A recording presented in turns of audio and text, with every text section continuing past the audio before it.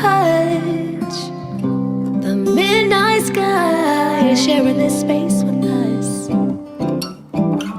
The more you give, the more I take. I can't get enough, 'cause you take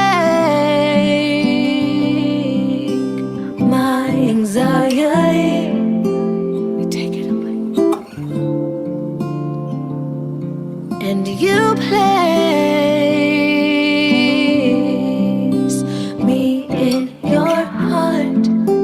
I'm in your heart. Like whispers in the dark. Like whispers in the dark.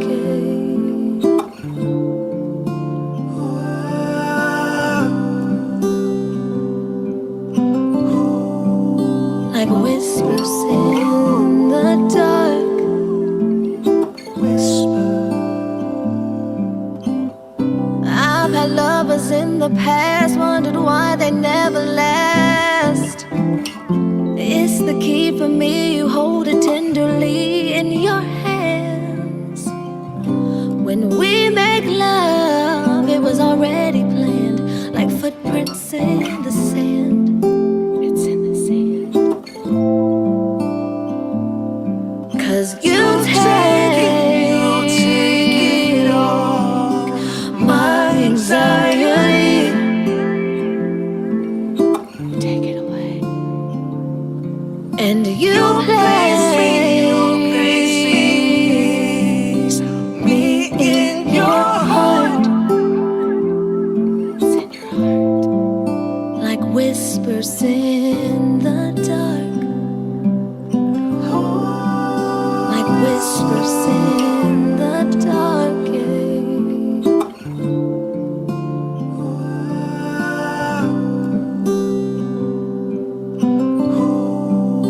Like whispers in the dark. Whisper. Turn the lights down low. You don't have to say too much. Don't say too much.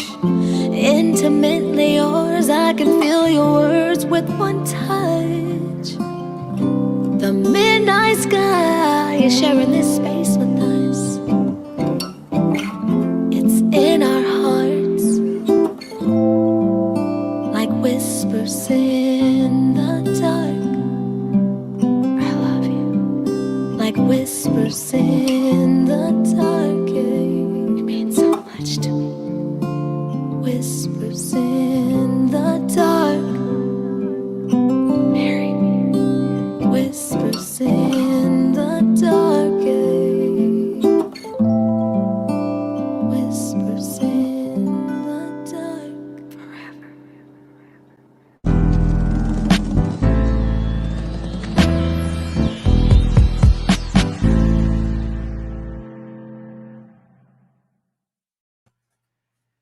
How's everybody doing today? This is the Proof in the Pudding podcast show. How's everybody doing? It's the Proof in the Pudding podcast show. I go by the name of Scion919.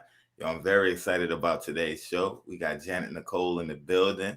Her EP is out right now. I listened to it and I'm telling y'all in for a treat. Be sure to stream that. We just played one of your records. Let's invite her to the show. Janet Nichole, how you feeling today? I'm feeling amazing. This is a dream come true. Wow. Yeah, so we just heard one of the records on it. I like that one right there. Is Whispers in the Dark. Let's talk about what inspired that record, because you put a lot of emotions in that song, and it's like you even take people on an emotional ride on that one. So what was your mindset writing that song? Oh gosh. I actually I'm a just be myself. I actually suffer from anxiety, right? Okay. And a lot of as I know a lot of artists do, you know what I mean? Yes. And I was having a really bad panic attack. So I wanted to sit down to calm myself down. Right. And I thought about whispers and I thought about love. And in that moment, the whispers took away my anxiety. So I put that together and just start flowing. Right.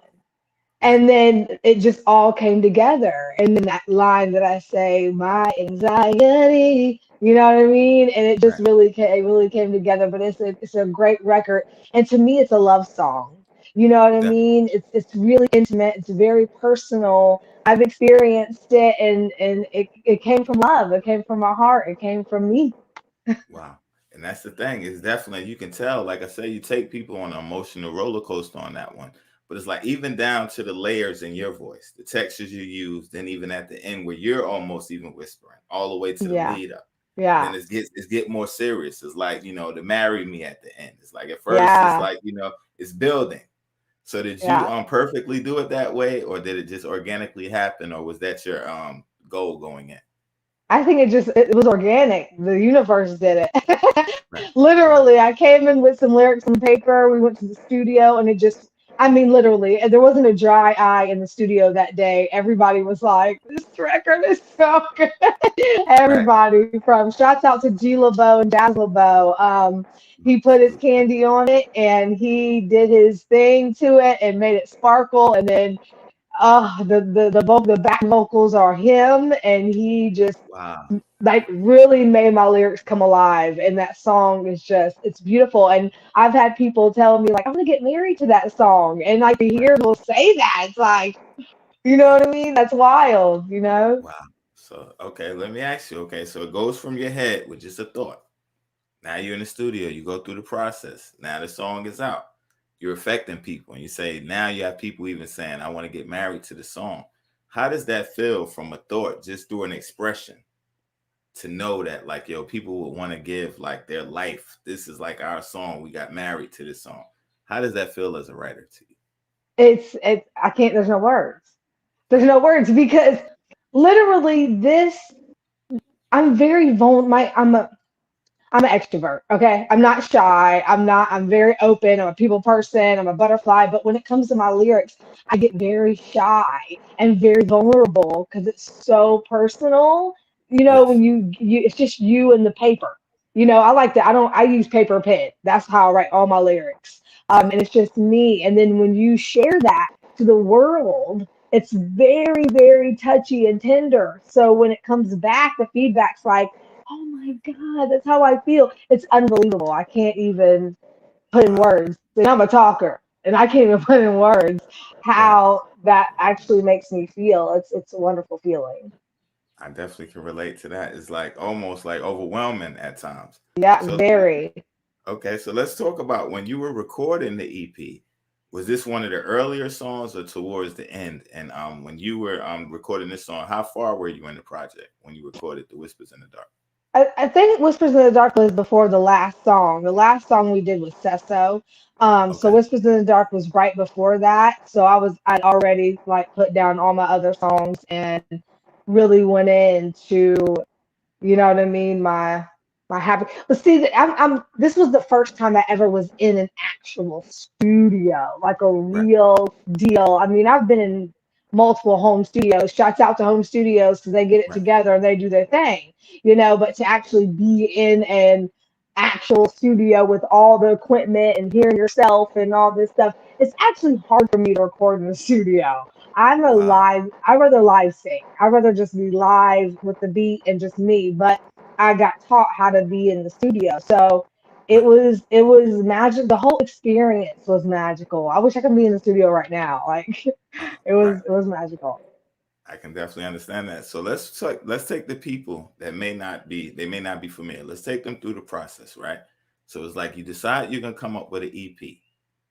You go from the home studios. Now you're in the big studio.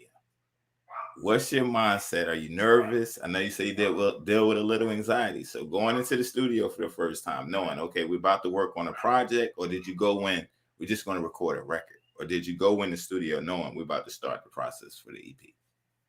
No, none of that. I went in with the universe. I went in, and it's crazy because with my anxiety, doing music takes that away. It does. That's when I can sit down and actually sing and record and do all that. That really takes away my anxiety. Right. And so I just went in with the universe. No thoughts, no, I had nothing in my head. I just wanted to go in and experience and just float with the universe. And amazing things happened in that week or two that we recorded, and Wow. It was beautiful. Yeah, I never thought about a process. I didn't think about anything. I have my manager.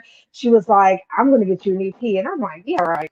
And so as we're sitting there doing the EP, I'm like, "Oh my gosh, this is really happening." It blew my mind. It was an amazing experience.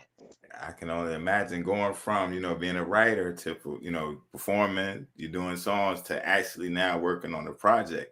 So that's definitely like an accomplishment as well. But it's like I said, when I listen to the full body of work after, you have a very unique sound, right?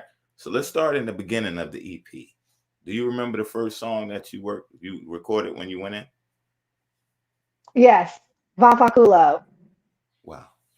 That's Okay. the first song we did. The first song. But Von Fonculo's the baby. See, I when I went to because I'm originally from Ohio, but I've been in North Carolina for Right. years. Wow. So when I was in North Carolina, my management team called me and they said, "We have a show for your very first show. We need you. Right. We need something hot." And I was like, okay. So I sang them a song that I've already written. And they were like, that's good, sis. But we need something like that's going to blow the roof off. So I said, Right. give me 30 minutes. So I hung the phone up. I wrote Bon Fanculo, no lie, in 30 minutes. Wrote that 30 song minutes. in 30 minutes, called them back. The universe worked with me that day. Because as soon as Right. I hung the phone up, lyrics start flowing. I found a beat. I start writing. I called back. I performed it to them, and they were like, "Oh my god!" But that Wow. song, that's the baby. I performed that song all over Atlanta, and that song, Von Fanculo, took me so far, because people Right. really related to it. You know what I mean? And that song really means a lot to me. I mean, every lyric is Janet Nicole. Every lyric. Wow, because it's personal. So it's like I noticed that you have a unique way of titling your songs. So even with the one you just said, I don't want to mispronounce it. It's Vontan Kulo. Va fa culo. It's va fa culo. It means fuck you in Italian. Wow. All right. Yeah, like I said, you have a way of expressing yourself, and I love it because it works. And it's like a lane that a lot of people are not doing it. So it means fuck you in Italian. Yeah. What was the process? Okay, so it's like, all right, I need to come up with a new song because like the other Mhm. one was there. They said we want something that's gonna wow me. Once you penned it and you got off that phone with them performing it, and they said this is the one. What's going through your head? Was going through my head. I Right, knew it. That sounds cocky, but I knew what the first line is powerful. Do you know the first line? I know you probably don't know it, but the first line is "fuck the ones that didn't believe in me." That right there, right, and then and that's for that song's universal for right, anybody that's going through anything, man, female, it doesn't matter. Fuck the right, ones that didn't believe in me. Fuck the ones that didn't care. Say la vie to the ones who put hate in me. You know what I mean? Like, fuck right. all y'all. I'm going to make it. Look at me now. Whether Look you're at me. struggling with whatever mental health issues, addiction issues, just yourself, doubts, things like that. That song is just really powerful in itself. So when they were like, oh my gosh, this song is blowing up, you know what I'm saying? Everybody was like, I can relate to it. So Right. it's, And, yeah. and it definitely is. So it's like, okay, then you say, I'm laughing at my past, right? Yeah. Okay, so all right, so you get the first lines. It's the ones that didn't believe in me. F them. Say la vie to the ones. So now I'm laughing at my past, right? It's like almost an empowering song that Yeah. everybody can relate to. So honestly, when I heard that one, when I was listening to them, I don't know if I listened to them in the right order, but as I'm listening to the songs, because I had it on random. So it's the song when that one came in, that was one of the ones where it's like, wow, because like you said, it starts off with F all the ones. It's like everybody has haters, everybody that have people. So it's like, that's something that you may think. I've never heard anybody sing something like that. And the way that you're singing it is like confident because it's almost like a buildup. Because like you have the instrumentation going behind you. And then it's like after you get through that segue, the beat drops. And then that's where you come in and it's like you go up and then it's like I'm laughing at my past because Yeah. like look at me now. They said I Yep. wouldn't do it. I'm doing it. Yeah. So that's very, very powerful. That record right there is a very powerful record. So I can imagine the person on the other end listening, because it's almost like, wow. Because anybody can relate, no matter where you are, like you said, it's relatable to everybody. So now you get the song, you record it, or you sing it, you perform it. What is it like recording it? How was that process now? You already been performing, you performed it for them. Now you're in the studio. How was that like?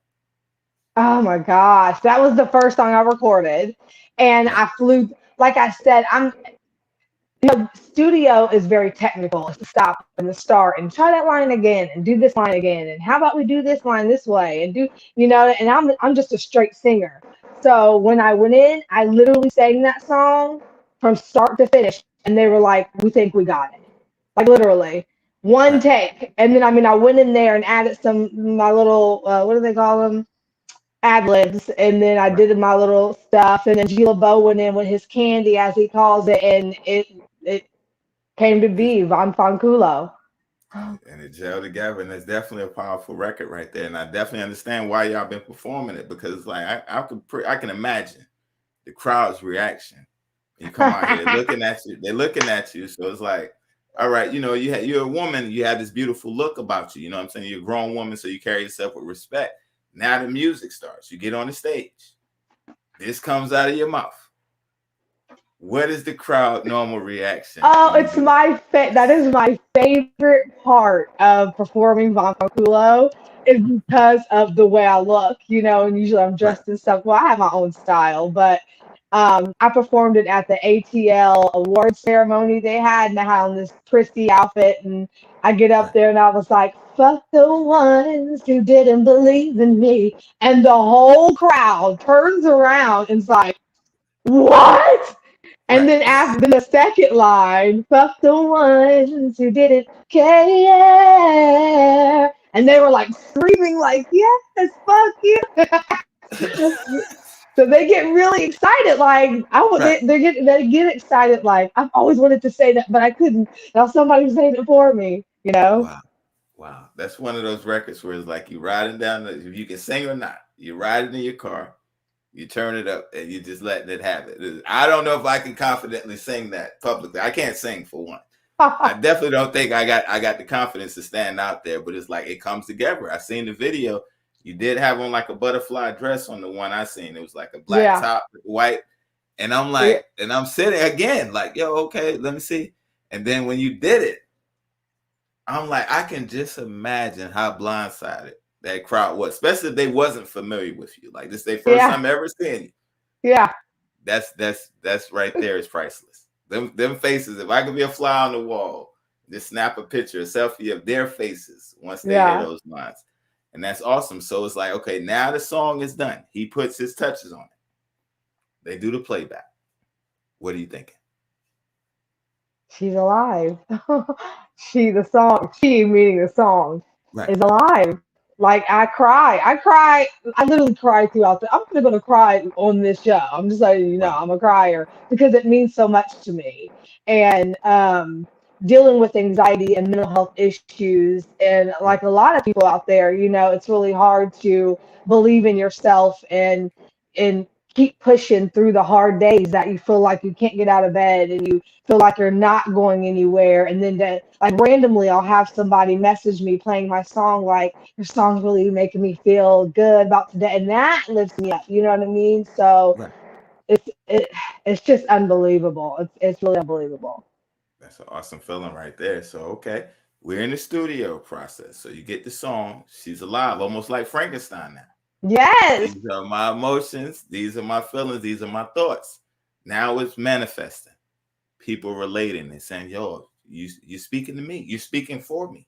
Yeah. So it's like you represent a genre of people where you're actually their voice.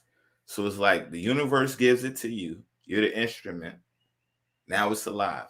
It takes the shape of itself. So now you're performing it. You're getting the responses. People saying, yo, I love what you're doing. How does that feel as a writer, looking back on your life?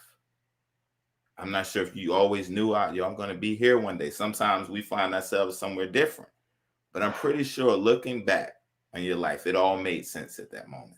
This is why I'm doing it. I know I'm on the right path. Yeah. And it only can get bigger. So okay. Yeah. Explain to the people that may be watching, or they may be saying, I can relate, girl. You was talking to me. How does that feel to you? And as a writer, what does that really mean? Okay, so I am a recovering alcoholic addict. I'll have Right. 4 years this coming October. Yes, for me. Congratulations. Congratulations. Thank you so much. So it's very heavy Right. because at one point 10 years ago I should have been dead, honestly. Wow. And I got saved. Shout out to Katie Hill, who's my sponsor to this day. Wow. And when I went to rehab, I didn't go into rehab to get sober. I went to rehab because I was sick. I was like 80 Right. pounds. It was horrible. And so I went to rehab because I didn't feel good. But once I started being serious about rehab, I got in there and I really started going to the classes and I started to be like, Janet Nicole, you can do this. Wow. So fast forward to me ending up in a halfway house, which is where women go after they get out of rehab to help them learn how to be an adult, pretty much. Right. So I went to a halfway house, a recovery house with women, and literally lyrics start pouring out of my head. I'm talking about I probably wrote over 200 songs there. I Wow. was there for a year and a half, yeah, Right. and I prayed to the universe and to my gods, and I said, "Why am I writing?" And clear as day, clear. People don't. I tell the story, and I'm like, "Please believe me." And clear as day, the universe said, "Just keep writing." So then, I moved out of the recovery house, and I just kept writing music, singing, and I write music every day, like and Right. sing. Yeah, and so I just start singing and I sang a song to who's now my manager. And she was like, well, in the recovery house, I would sing to the girls, like the Okay. ones that were struggling. I would write a song for them and sing it for them and, help them if they relapsed or whatever. And Right. so my manager now, Buddha, I sang a song for like fast forward 2 years later. I sang a song I wrote for her and she was like, what are you doing with this? Which a Right. lot of people have asked me over the years, what are you doing with it? What do you do? And I said, if somebody believes in me, if somebody takes me serious and they want me to actually do this, then I'm going to do it. You know what I mean? So Wow. that's how it all got started. One, because I'm clean and sober. This wouldn't be happening. So shout out to recovery. Anybody struggling, just know that we do recover. Right. And that's the thing right there. That's powerful right there. And you said Buddha became your manager. And if I'm not mistaken, I think she's backstage. We're going to see if she's going to come up real quick. And that's a good segue to talk about that. So you do the song. Buddha, you there? Oh yeah, I'm here. All What's right. going on? How you feeling? How you doing? I'm good. I'm good. How about y'all? Doing pretty good, yo. So Doing great. we was talking about her getting clean and sober, starting to sing again. She sings for you. The day she sang, I think we touched on this last night. But for the people who didn't see it, let's do a recap. So now she sings the song for you. What's going through your mind? Uh, wow. It was amazing. Everything stopped in my mind.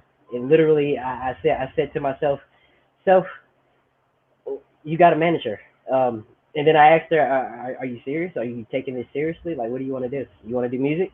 Is that what you want to do? And she said yes. And I got on the phone, and it Wow. went from there. And the rest is history. The Yeah. rest is history. The Best rest is believe the history. rest is. Wow. Okay, so let's talk about that. So did you know when you sang that your life was about to change that day? Or you just saying? No, no. You gotta show me. And people can tell you anything, and this is nothing toward Buddha. This is how I feel about everybody. Like, Right. girl, I'm about to hook you up and all this stuff. Until I actually see it happening, then, I'm like, okay, whatever. So Wow. seeing like all this happen I mean, it was just like, whoa, it all happened so fast. Wow. Let's see. And the thing is, the thing with the universe, I heard you say if somebody believes in me, I'll go. Yep. You do the singing. Buddha hears you, believes in you. Like, yo, you have it. So it's almost like you manifested it. If I could just find one person Yeah. to believe in me, I'll do it. Buddha hears you. Said, what are you doing with this talent? Are you serious? You say, yo, I'm serious. I can make it happen. I'm going to get on the phone. The phone call is made. The rest is history. What's going through your mind while this is happening? I'm just I'm just waiting for it to happen. There's really Right. nothing. I literally live off the universe. I literally live off the flow. I really try not to overthink and get myself in a frenzy. So I'm just only like, okay, I'm gonna see how it flows. I'm gonna see how it goes, and it just flowed. Like Wow. just went. Wow. Okay. And that's the thing. So it's like the universe already had it laid out. So it's like now as it's coming together, it's manifesting. Now the calls are made. Now we're in the studio. We record. Now this first song is done. Buddha, what was your reaction after you heard the first song, after y'all finished? Honestly, I was trying to figure out why we not going ahead and finish the whole EP that day. To be honest with you, this is Wow. Janet Nichole we talking about. She can get it done. Right. Are y'all tired? But I was proud. Like I told you yesterday, I set my expectations high for people, and she always excels my expectations. So Right. it was beautiful. And like I was telling her, I listened to the project. Yeah, I definitely did a dope job with that. I was telling her earlier, she has a way of expressing herself, saying things that normal people wouldn't say that's relatable. And it's like, Right. wow. Right. Like, wait a So minute, it's, what did you just say? right. Wow. And it's powerful. So let's talk about that process. So y'all get the first one done. You say, yo, we need to do this EP today. I got songs. So what happens next after? What was the second song? What was the second song? Uh, Hold on, I got my handy dandy notebook. All right. No, we I did it don't in even order. remember. Wow. The second song was Vesta Cool definitely was first. Yeah, Von Funkaloop was first. Oh, Strong Uh, Woman. Strong woman. Strong Woman was second, and then we did Six Fucks 6 5. third, and then we did Vesta Cool, Strong with Six Fucks. Then we did Katy Perry. No, You we did did Katy Perry. we did Katy Perry. Then we did YFNB. Actually, YFNB was Katy Perry was the stand-in. We actually switched the song out for Katy Perry. Wow. No, YFNB is the song that switched out a song at this point. Wow. Because remember, I was supposed to do at this point. At this point was on the EP, but Yeah. When I wrote YFNB and I presented that song, I sang that song to you guys in the studio that day. Everybody was like, "That song's gone. We're putting YFNB in there." Yes, YFNB is my favorite song. I think that song is amazing. IFNB. So with That's that being definitely, said, like I said, you got some titles up there. The 6 fucks. There's a whole bunch of them that I like, but it's like the titles are so creative. So y'all did Strong Woman. What was the process of that? Did you have the lyrics already? Did y'all find the beat? How did y'all come up with the Strong Woman? Oh, I did. So I literally had an attitude when I wrote that song, and I was in a really seriously, I was in a really bad place. I was in a bad mental place when I wrote that song, and and instead of being negative and nasty like I wanted to during the writing process for me in that song, I went and literally went back to my roots of recovery and just said, "I'll pray for you." You know what I mean? Because people are nasty. You know, Right. people. I mean, the haters will go and hate and all that, but people are out here struggling with you know, like I said, I have anxiety, and other people have issues, body image issues, and financial struggles, and people have internal struggles they battle with every single day. You Right. know what I'm saying? So people don't, and people don't understand.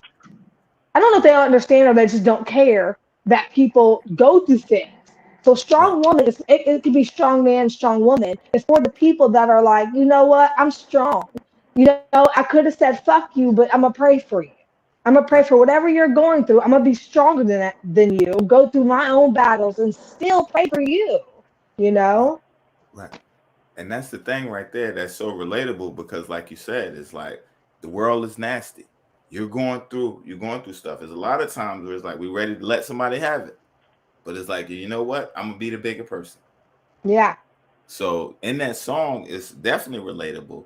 But now I hear your story, a piece of your story, because I'm pretty sure it's a lot you've been through in life. But it's like just what at this moment you're saying, coming from recovery, I'm in the studio. It's like you are representing a strong woman, and you still standing. But you're a voice of a million women, a million men that's went through something or going through something. Like it's almost like hope. It's like an anthem almost. So now you write this song, Strong Woman, you're recording it. What's their reaction? And what was that process like to you?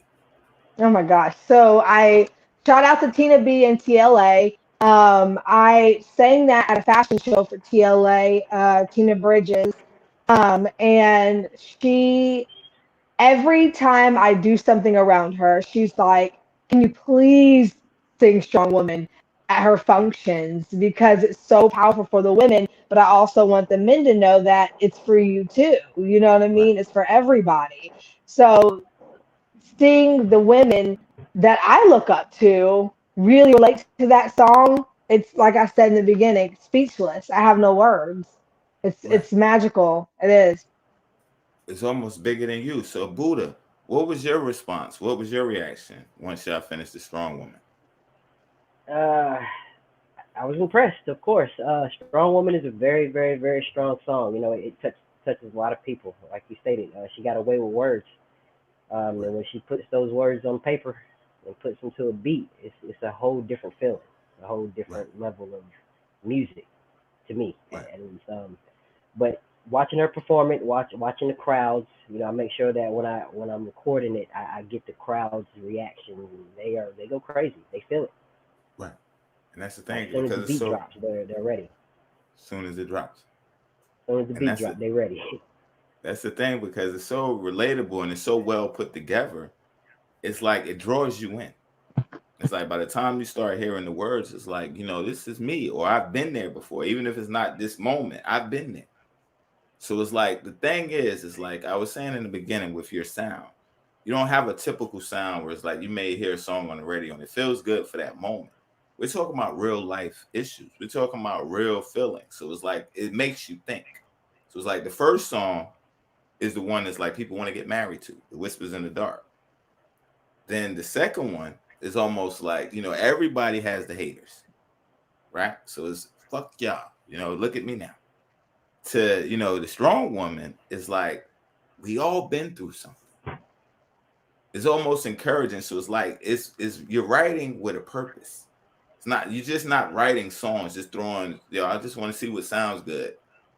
Y'all doing power. So it's like when I listen to the EP, remember in the beginning I said you take people on different emotions. You're touching on real life issues. So let's talk about that. Is that something you do? I know the inspiration comes from the universe, but it's like when you're in there, are y'all strategically thinking, okay, we covered that. Let's hit this one. Or is it just flowing? Because like when you listen to the project as a whole, it's a complete work. It's like it touches on, it's not just like one lane, it's not one feeling. It touches on everything. So it's like it hits you, that one connected with you, this one connected with you. Everybody's affected. And that's awesome. And that's almost genius as a writer and a team because that's stuff that people sit around. We want to, when they talk about demographics, we want to touch these people, we want to touch that people. But through your lyrics and your words, you're doing that already. So how does Yeah. that feel? How does that feel when y'all see this playing out? So this is the second song in. I'm if I'm correct. This is the second song, Strong Woman. Y'all in the EP now. Buddha, what are you thinking? You got all this on your hands. What are you thinking? Like, yo, how are you gonna put it out? What's going through your mind like at this point? I can't wait for the rest of the world to hear it. Right, Like I can't wait for the rest of the world to catch up. Like we already there. Like right, I told you yesterday. Uh, I believe in if you stay ready, you ain't got to get ready. And Janet Nichole is always ready. So walking in the studio, we got to make sure everybody else is ready Right.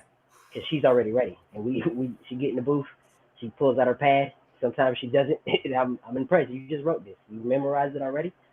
Wow. And she puts it down. She puts it down as if she was speaking to the masses, and that's Right. what we need. That's Wow. she's art. And that definitely art. It's definitely creative. It's definitely art. And you found something that's rare. You have a unicorn in front of you. Because I like you love said, you got you. the voice. You got the voice, and you touching on so many things. And it's like, even when we talked yesterday, I was definitely excited. You know, I'm done with the interview. I'm excited. I go back and listen again to the music. And like I said, it blows me away because it's like, they're not just making music. They're touching people. They're changing. So it's like, okay, when we even talk about recovery, I knew nothing of that till we got on the show. I knew none of this about you. Listening to the music. So it's like, you know, with the one song we was talking about with the people wanting to get married, that's connecting their life to a song. Like, this is our love. This represents that. To even hear your story now. It may be somebody recovering, somebody that may have been in an abusive relationship, may whatever. I'm strong. This situation could have broke me. And that becomes like the soundtrack of their life. So like when I say you're a unicorn in Buddha, you have something that's on your hands because the world is going through a lot of pain. They're going through a lot of different things, and music is therapy. And it's like this is for you, that's for you, that's for you. And like you said, it's universe given. So it's like it's bigger than almost even y'all at this point. So like she said, yo, I'm going in, we already there. I'm waiting for the world to catch up. You already know the universe gave it to me. So I know it's gonna work. So now y'all recorded the second song in Strong Woman. Y'all do the playback. What's going through your mind, Janet Nichole? After hearing Strong Woman, Strong oh Woman. my gosh. it was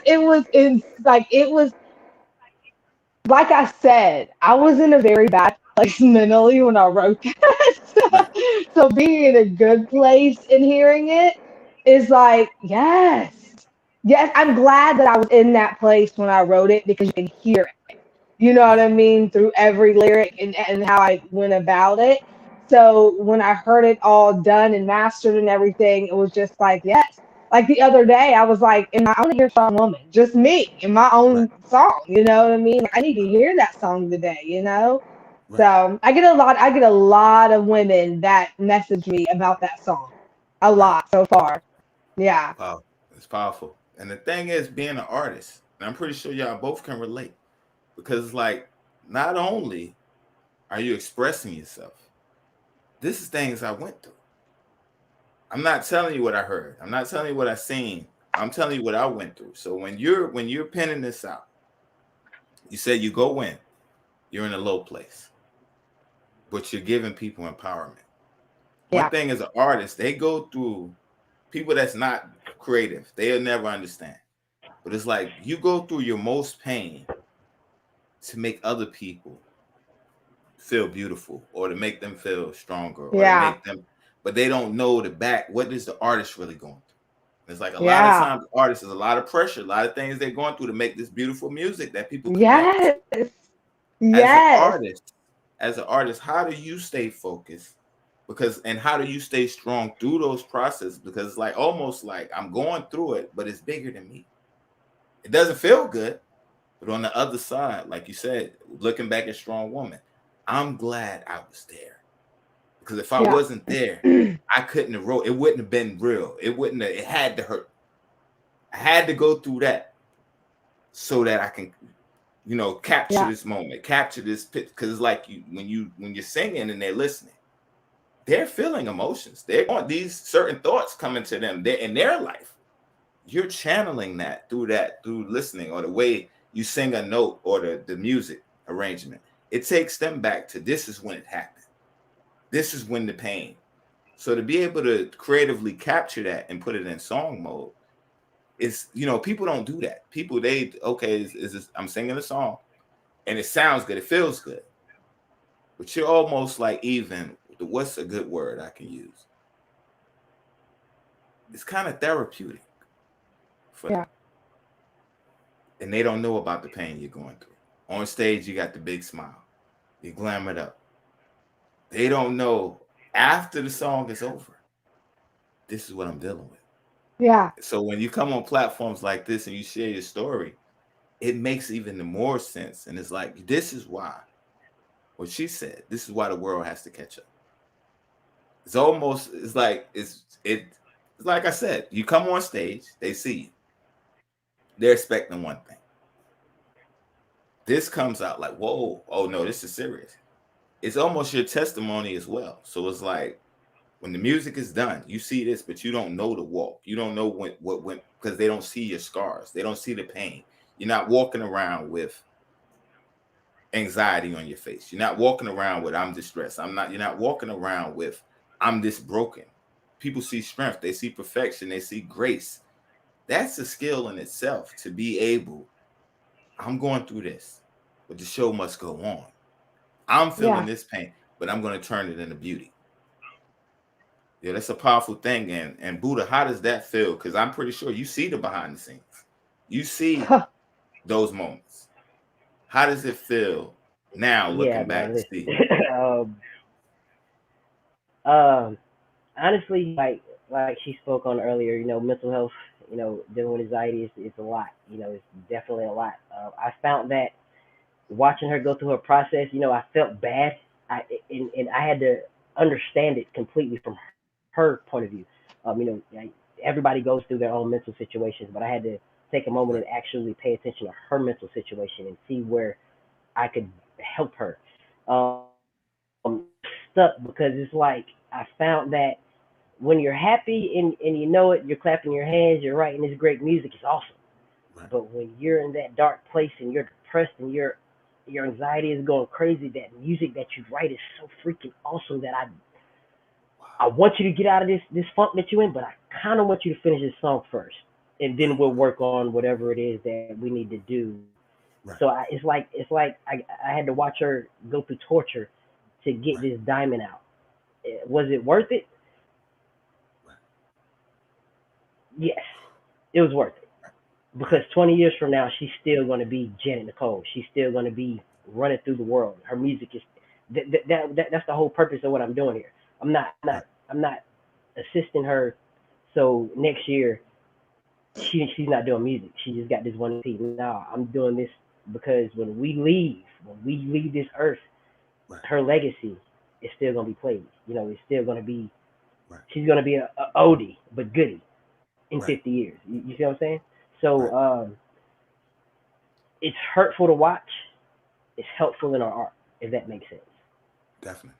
Definitely. It's almost like So a mother and a child almost. It's like they got to go through life. God's purpose. We give them back. But it's painful to watch. You want to come in. You want to wipe the tears. You want to fix everything. I don't want to see you, but it's like, you're trusting the process now. It's like, it's gonna make sense later. I feel bad for you, but this is gonna change the world. This is gonna help somebody. So it's like almost like you gotta watch it hands off, but it's like not that you don't care, you empathize, but it's like you understanding like, it's a bigger purpose for the pain.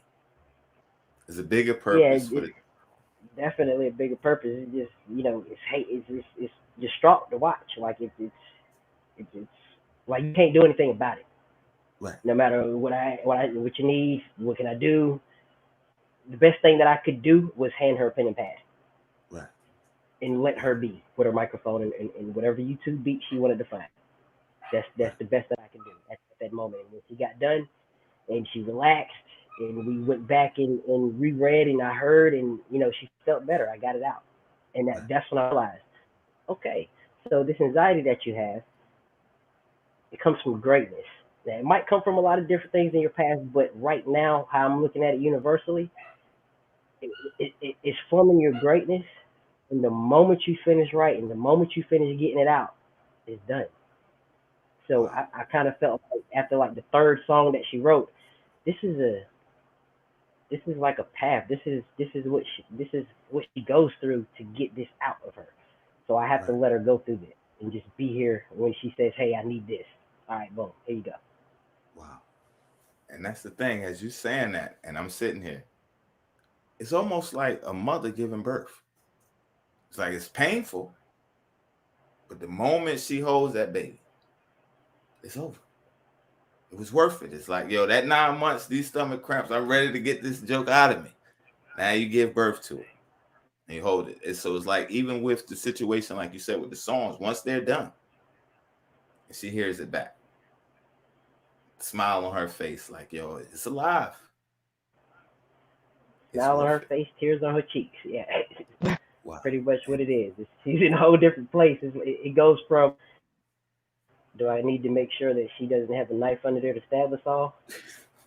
Versus, okay, now she's out of the booth and everybody's happy because it's done. You know, it's greatness. It's pure greatness. Like all 7 songs plus the clean one is greatness. Wow. I'm proud. Yeah, I would definitely be as well. Like I said, I listened and it took my expectation. I'm gonna take a piece of your book. When I listened to the EP, it exceeded my expectation, and I'm like, wow. Because, like, you know, it sounded good, but it's like the more you listen, you know how sometimes you may listen, it's like, yo, that sounds good. But then as you're listening, like, wait, oh, they really talking. So now you sit forward. Yo, hold on. What are you? Now by the end, it's like, you better sing it. You better preach. Yo, you talking, right? It was one of those moments where it's like, yo, this is art. There's a difference between being a singer and being an artist. Like, you got, when you think of artists, you got the Marvin Gaye's, you got the people like that wrote from their pain. They wrote Mary J. Blige, the different people that write from their experience, the Whitney Houstons, different ones.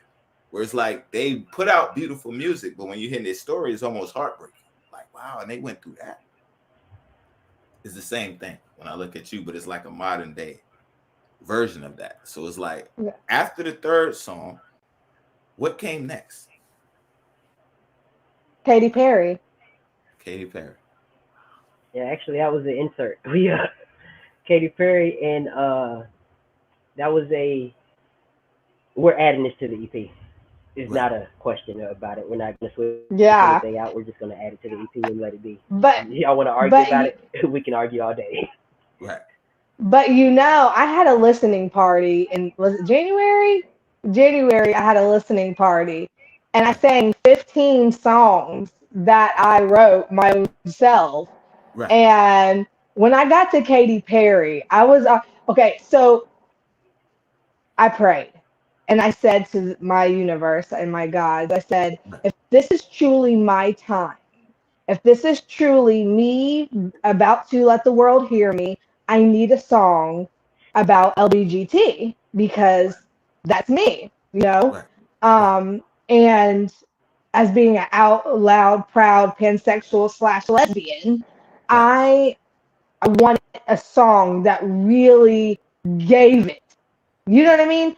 So I prayed, literally hour after I prayed, we're in the car at Walmart and the lyrics just start coming. No beat, just lyrics. So I'll start writing it and writing it and writing it and writing it and writing it. And then I performed it at the listening party. Even men were like, that song's hot.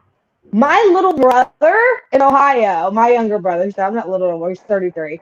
But my younger brother in Ohio, he said Katy Perry's the best one on the EP. That's the hottest song. And it's talking about girls fucking girls, but it's for the girls and the gays. You know what I mean? And that's a powerful song. You know, if I touch one person that says, your song helped me come out, that's all I need. That's all I need. Right. And that's a powerful one right there. That's another one.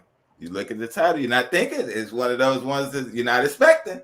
So it's like, I'm out. I'm jamming.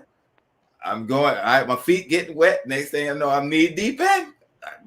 By the time I realize it, I'm up until my neck in it. And it's a beautiful thing. So it's like you represent the movement. How did that feel? How empowering was that, putting that together? Oh my gosh. I couldn't believe that the lyric gods gave it to me. From the first verse, the first kiss did it. I did it. I always felt different, normal but different. Lips so soft, body so delicious, and I wanted to touch. I was eager. Oh, it's so good. It's so good. I'm sorry. I just went on the little. Wow. Okay. All right. The first line is just The first line is so powerful, and it's all because Katy Perry. That's why I named it after her. She came out with "I Kissed a Girl," and that was for a lot of girls and their bisexual, coming out. That she wrote. "I Kissed a Girl" came out when I was 17. I'm 35 now, and that put a lot of girls on the map of LBGT, a lot of lesbians, made me feel comfortable in my skin. So that's why I named it after her. And that's why the first line is "the first kiss did it." You know what I mean? Because I take it over "I Kissed a Girl." It's like now I'm in love with a girl. Now I'm in a land of women. Now this is my life. It's good. It's good. Wow. And that's the thing. It kind of sucks you in again, because as a man, I'm listening. And it's like, yo, it's some very seductive lyrics. So it sounds good. Anytime a woman is talking seductive, it sounds good. Somehow along the way, I find out I'm not invited. I can't come. But it's a beautiful thing. And I say that to say, because even with the name of the song, like I said, you're not expecting what you're about to hear. So then when you start hearing the lyrics, you just taught me something. Because I'm like, okay, it's creative with the name. Now you say that. I kissed a girl. I'm looking, that's I kissed a girl and I liked it. Yeah. Light bulb moment. When I heard the song, it made sense, but I didn't tie it that way. I knew that you were, representing, but I didn't tie it to "I Kissed the Girl," and I liked it. Yeah. Wow. And Wow. there's a So, part in the second verse, I go, "You might want to turn away because I kissed a girl." I give her a little shout out moment. wow. So have you performed that song? Have we? No, I haven't performed it yet. Yes, you Wow. have Huh? performed that song. Oh, yes, I did. Yes, I Yes, did. you have. On Yes, the you did. tour, on the tour, on the tour. I did. I did. You did. Wow. You had those guys going kind of nutty. Right. Yeah, they were like losing it in there, and all the girls was. I really didn't have a good, and I'm not trying to put nobody down. The Right. microphones at that it was not that good, but I did the best I Right. could to really get my song out there. But Right. they really enjoyed that song. I had fun performing it. It was a Right. blast. Wow. And that's the thing right there. I can see that, at a lot of functions, people having a good time, because it's like almost the lyrics is like listening, like, oh, all right, this is all right. Right here. Then I find out, okay, no, this ain't your type of party, but it's a beautiful thing. You get what I'm saying? It's like you're representing the Yeah, movement, and it's gonna Oh, connect. And that's the thing. It's so when we back to connecting with so many different people on a broad spectrum, it's like even in that, like you said, this is a song that people can come out to. This is a song that they can be proud of. That's forever. yeah, This song inspired me to stand in my truth. This song yeah. inspired me to come out. So it's like, okay, when we're talking about songs, we're not just talking about singles. You're birthing movements. Oh, that was deep. Y'all did it. I'm sitting there. I just got the light bulb. What was going through your mind, Buddha? Katy Perry's done. You hear those lyrics. Are you thinking this is about to kill him? What's going through your mind? we about to be on some real gay shit. I'm about to make sure that we is in every club that's gay. I'm about to my MX. I made a video, a word video, a Right. lyric video. I'm sorry, and he gave me, creative control over it, and then I brought it to him, and he was like, "No, no." I was like, "Well, I already accepted it, and now you have to accept it because the song is gay, and I'm Right. not gonna make it any straighter than what it is." Now, and Right. I literally told him, I said, "Man, we can argue about this, and then I can call Janet Nicole, and she can get in on this argument if you would like. Right. So you want to argue with me, or you want to argue with her?" And he was like, "Fuck it, just whatever, do whatever." I was Right. like, "That's what I thought. That's what I thought." You feel me? So, I mean, I Right. feel like you said, yeah, it's 50 years from now, it's going to be a song that everybody that's hiding in the closet right now, they're going to, male or female, they're going to feel like, hey, yeah, Right. this is me. This is who I am. I'm not going to hide anymore, and it's going to be because of Janet Nicole. So, Wow. And that's a powerful thing right there. So, okay, let me ask you, what would be, Janet Nichole, what would be an ideal place that you would like to perform that song? If the world was yours, the perfect world, what city, what state, what's happening when you perform this song? Oakland, California, Gay Pride. Wow. Right. Best gay pride I've ever been to. That is the goal. To have me on stage performing that song at Gay Pride. Wow. Wow. So you So, saying I okay. need to cancel talking with Atlanta and start talking to Oakland? What you saying? I thought Atlanta Gay Pride's Help me out. canceled. Girl, it's not, girl. I got the link, girl. Wow. What? Right. So it's I'm on exclusively them. I going told you I down. was going to be on them every day. It's going down. Wow. I'll call them both. How about that? Okay. Sounds good. So let me ask you. So the song, what's the feedback you're getting from the song, Katy Perry? Oh, that's. I mean, I'm telling you, men are like, that song is hot. Ooh, so I was in a lift, and it was an older black woman, cool as hell. Right. And everywhere I go, I'm like, hey, I got an EP out. Why don't you go ahead and listen to it? Hey, I got an EP out.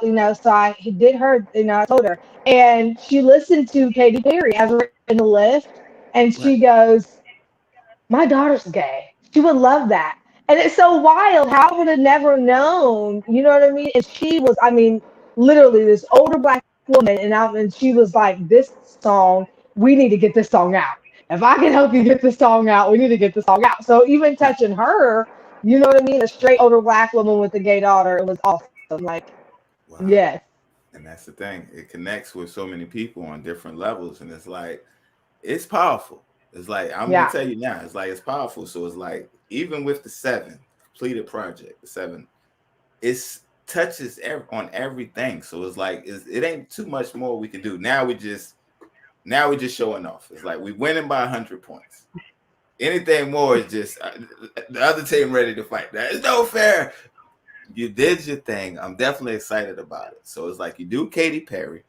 Y'all pretty much like third song in, or is this halfway? We're heading to the halfway point, or this is the third. Yeah. We're Okay. halfway. Actually, your timeline was off for Katy Perry. You didn't sing Katy Perry at the listening party. You didn't create Katy Perry yet. We was already in 3 songs in the studio when you created Katy Perry. No, And let when me you tell discussed, you. No, no, no, I no, got no. the list. Let me tell you how I remember this. Right. January, I sang Katy Perry at the listening party.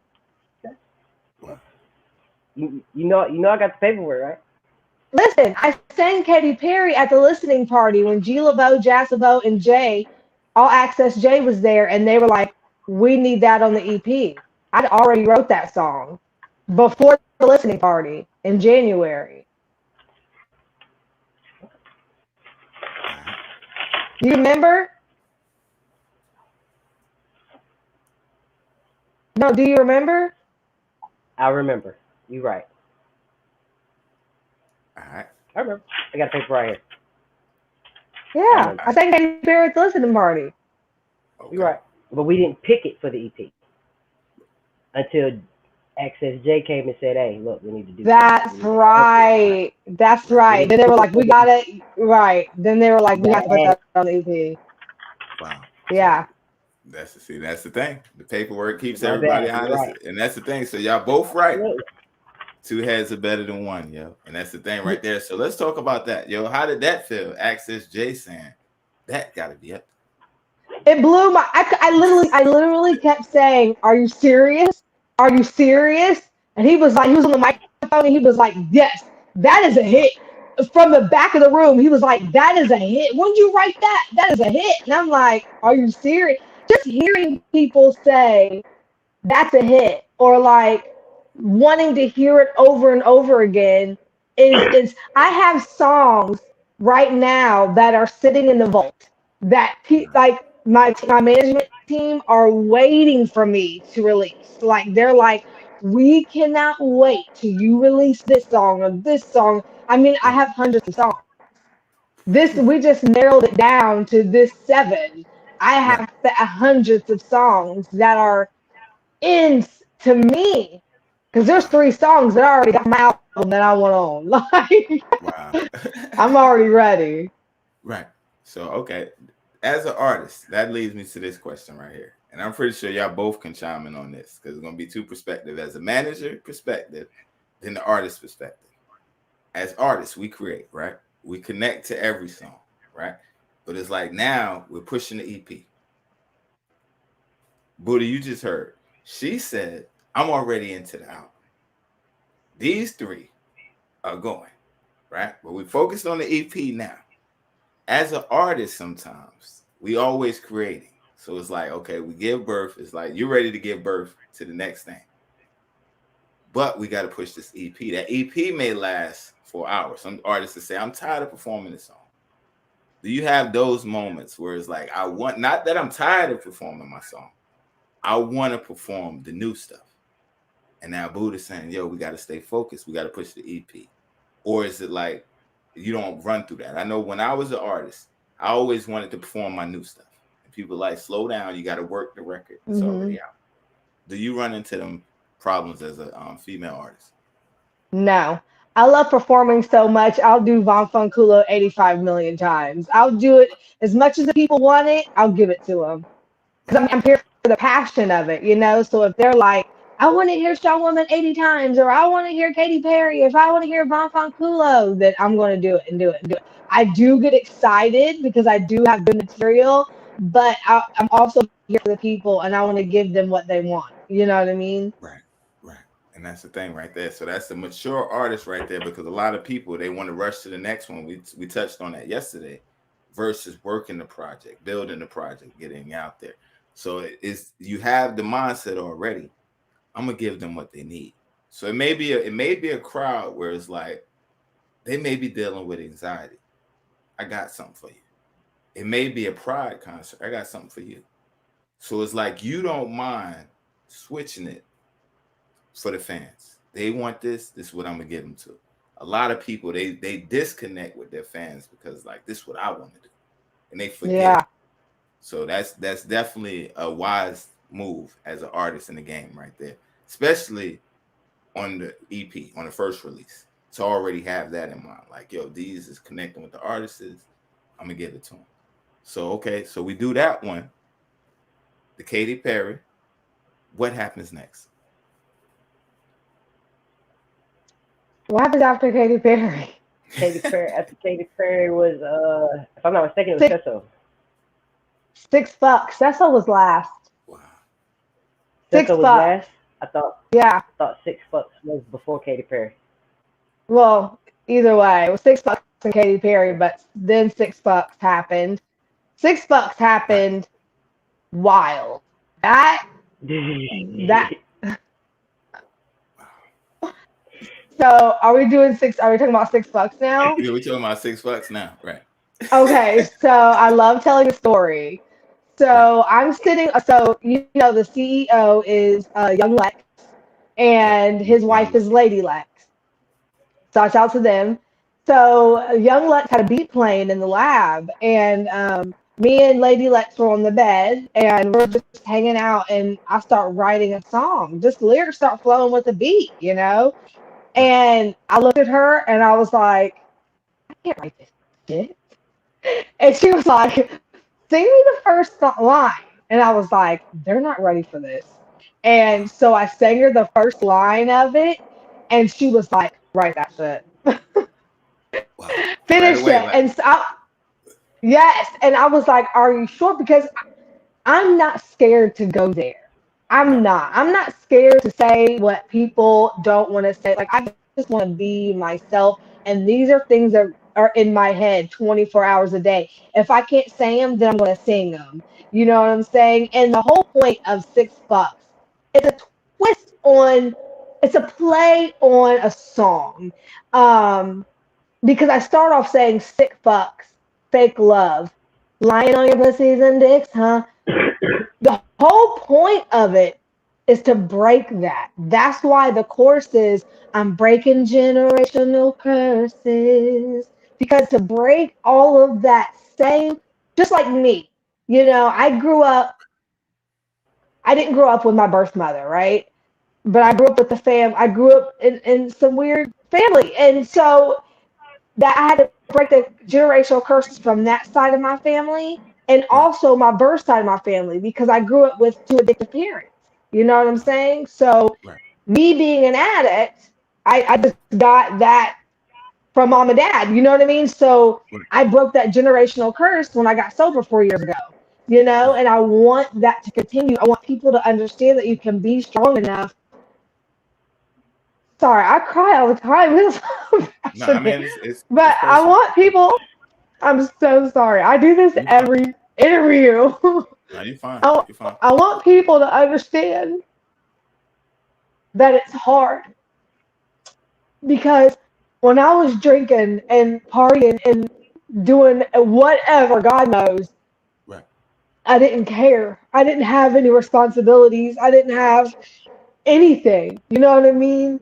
And Right. I broke that. You know what I mean? And even though it's an everyday fight, I feel better. If that makes any sense. You know what I Right. mean? It's a better feeling than being on the streets and doing the drugs and the alcohol that I was doing than Right. now. The fight, yeah, the fight is better. You know what I mean? And I want people to understand that you can break your generational curse and have a better life. You know, because shit's always going to pop up.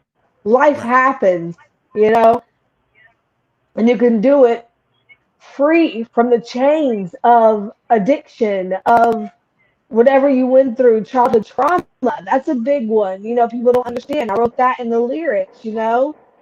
Forgiving your parents that happened to you when you were younger. You know what I mean? Things like that. And that is what 6 bucks is about. It's Right. about forgiveness and breaking those curses, you know? Right. And that's real. And we all have them. We all have generational curses in our family. And Buddha, I want to throw to you right quick because I know it's emotional to her. It's very important. So let me ask you, okay, you're the manager, right? We talked about the pain. We talked about the things she go through. We talked about the process.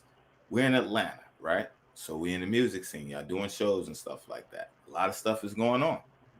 How do you keep her focused and how do y'all stay focused where it's going to be hard? It's like, yo, she's 4 years strong.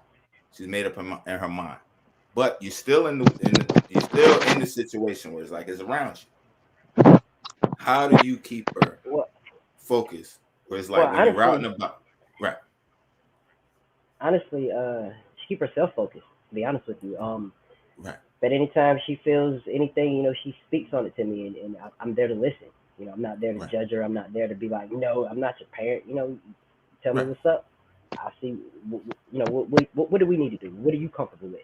We don't have to be Right. here. I don't drink either, Right. so I don't mind not being here because I don't want to do this either. So it's not as much as what I do. It's what she taught me. You know what I'm saying? She showed me Wow. the ins and out of being a recovering addict and the steps that you need to take. Because honestly, being a recovering addict is not just about drinking and drugging. It's really, Right. being an addict, you can be addicted to anything. And there Right. were some things that I was addicted to that she, threw some AA stuff on me, and I was like, Wow. hmm, that kind of fits. Whether it's a human, whether it's a video game, whether Right. like me, whether it's sitting down by myself in the corner, shutting myself off. There was things that I needed help with that she actually helped me with herself. So I Wow. think that she actually kept us both grounded. I just Wow. stayed humble and I stayed on guard as far as security and management and make sure the paperwork was right. Right. But as far as the mental goes, that's all her. Right. I Wow. got I got to get at her. Okay. And that's the Because thing there's right there. plenty of times where I look at her and be like, yeah, I'm about to go off.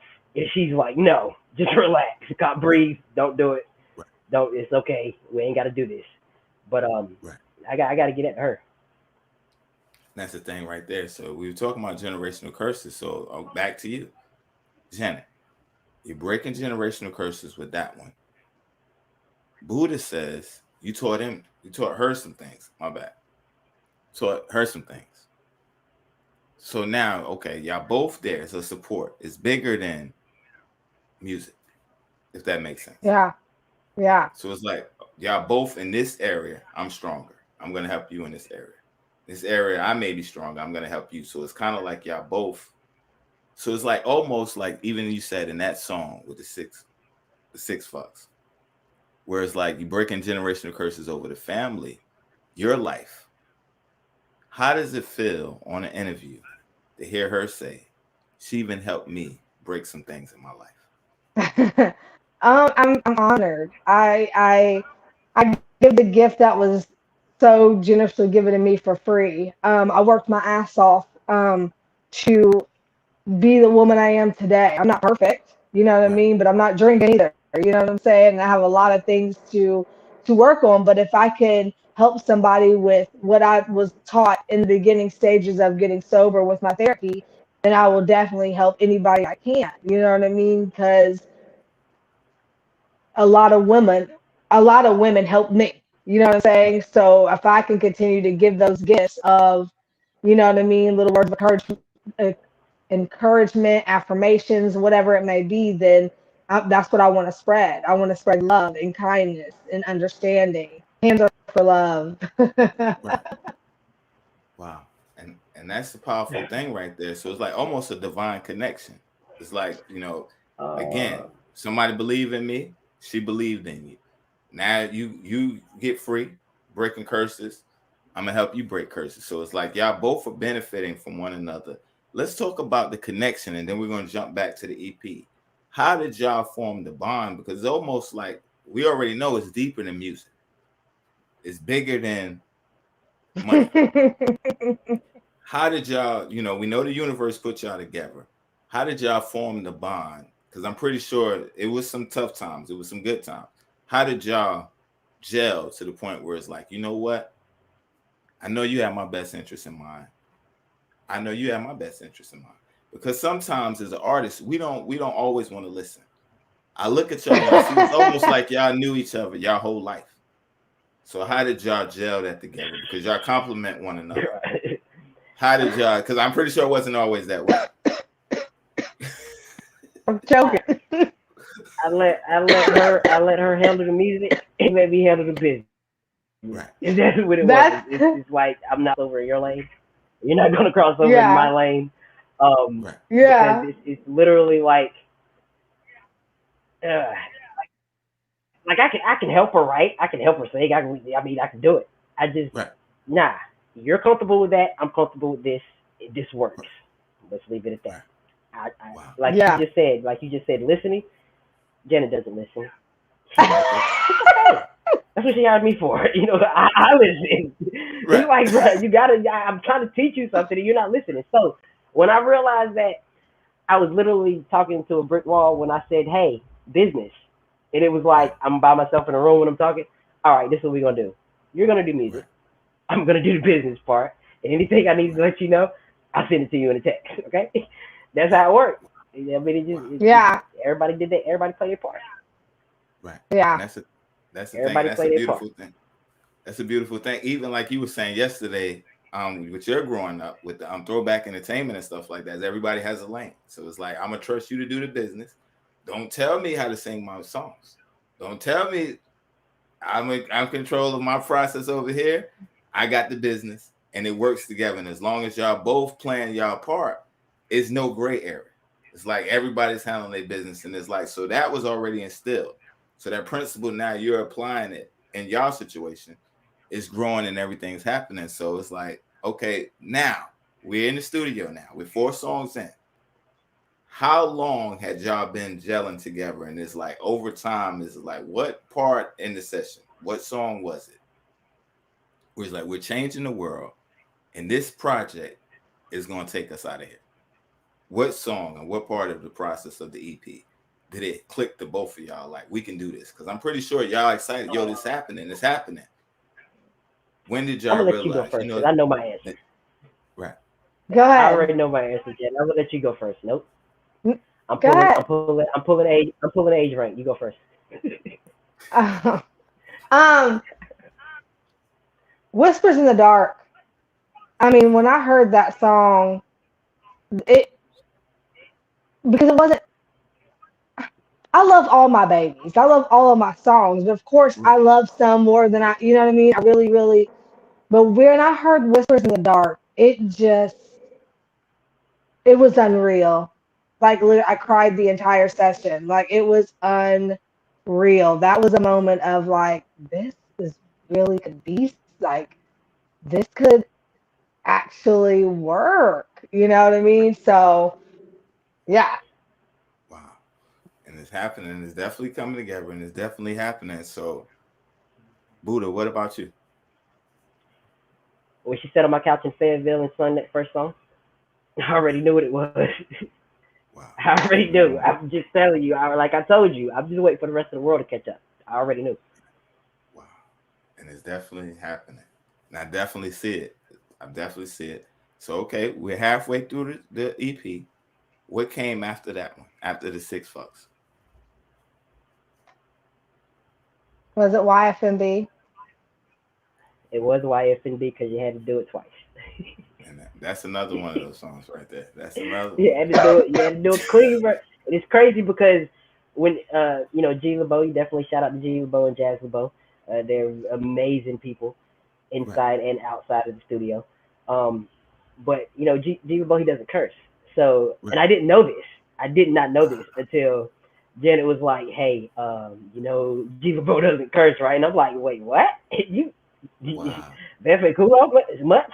But so when she presented them with YFNB, like the YFNB wasn't at the listening party. She wrote that. I think you wrote it in the bathroom. I wrote that. I wrote it in the bathroom. I wrote that song. I wrote that song in the bathroom, and we were in the middle of recording the EP. We already had a song that was in place called "At This Point," and I really wasn't feeling "At This Point." I wrote that song when I had an attitude. A lot of people loved "At This Point." They did. And so I was in the bathroom one day, just in a weird mood, and I just like the lyric gods, just sprinkle something, and the word "bitch" kept coming to my head, and I'm like, "What is up with this word?" So then I sat down, and I literally, YFMB is Janet Nichole's personality, without a doubt. Like that song is my personality. Right. Yes, it is. And that's the thing with that one. That's another one of those. I wasn't ready. I'm listening to it. Right? I wasn't ready. They wasn't ready either. I can imagine. Nobody was ready. I can't even quote those lyrics. They'll cancel me if I quote those lyrics. I'm not even going to attempt to try and say that. She got a clean version, bro. She got the clean version. She got the clean version. Don't play the clean version. I like the dirty. You took 10 minutes to write the clean version. Do not say the clean version is for the children. If you're over the age of 18, listen to the explicit version, please. You gotta listen to it. And it's a dope record. It's one of those records again where it's like, did she just sing that? We think it. We think it all the time, but it's like, did she just sing that? And it's like, the song is so dope that Young Lex, the CEO of Throwback Entertainment, he pulled me to the side and said, "You know what? I got to thank Janet, but I need you to thank her for me because I don't want my wife to see me thank her because every time she gets on my nerves, I'm just going to play this song and look at her. And she's going to ask me, are you calling me a B? No, Janet is." Wow. That's the thing. That's why I didn't say it. That's the thing. It's like, that's one of those ones. Oh, I'm in the car. She starts tripping. I got something for you. I'm just over there bobbing my head, waiting for it to drop. What is that? You know what? I feel nice song. They just don't expect women to say, right. You know what I mean? And they don't expect women to say, I don't give to, you can, they don't expect women to say that. But it's 2021. I'm going to say it. And that's how I feel. Right. You know what I mean? And that's definitely another empowering song right there. So did you get to perform that one?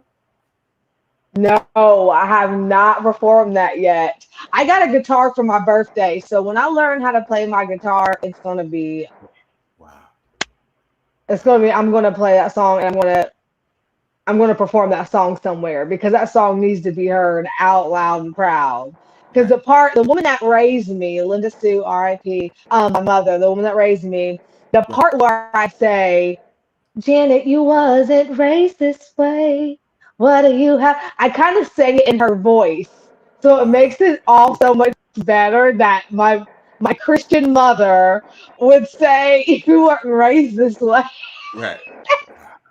it's a really cool, funny, fun song. I Right. love it.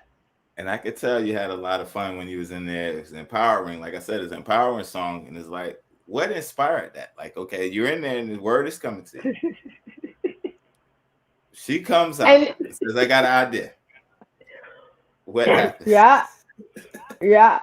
I wrote the whole song and I was like, oh my God, I laughed the entire, but the way I felt singing it.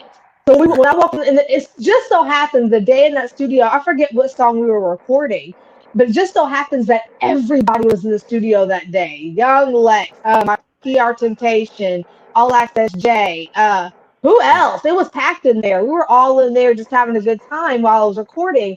And I said, I have a song that I want on the EP, and I'm going to sing it for you. I sang that song, and they were like, "What just happened?"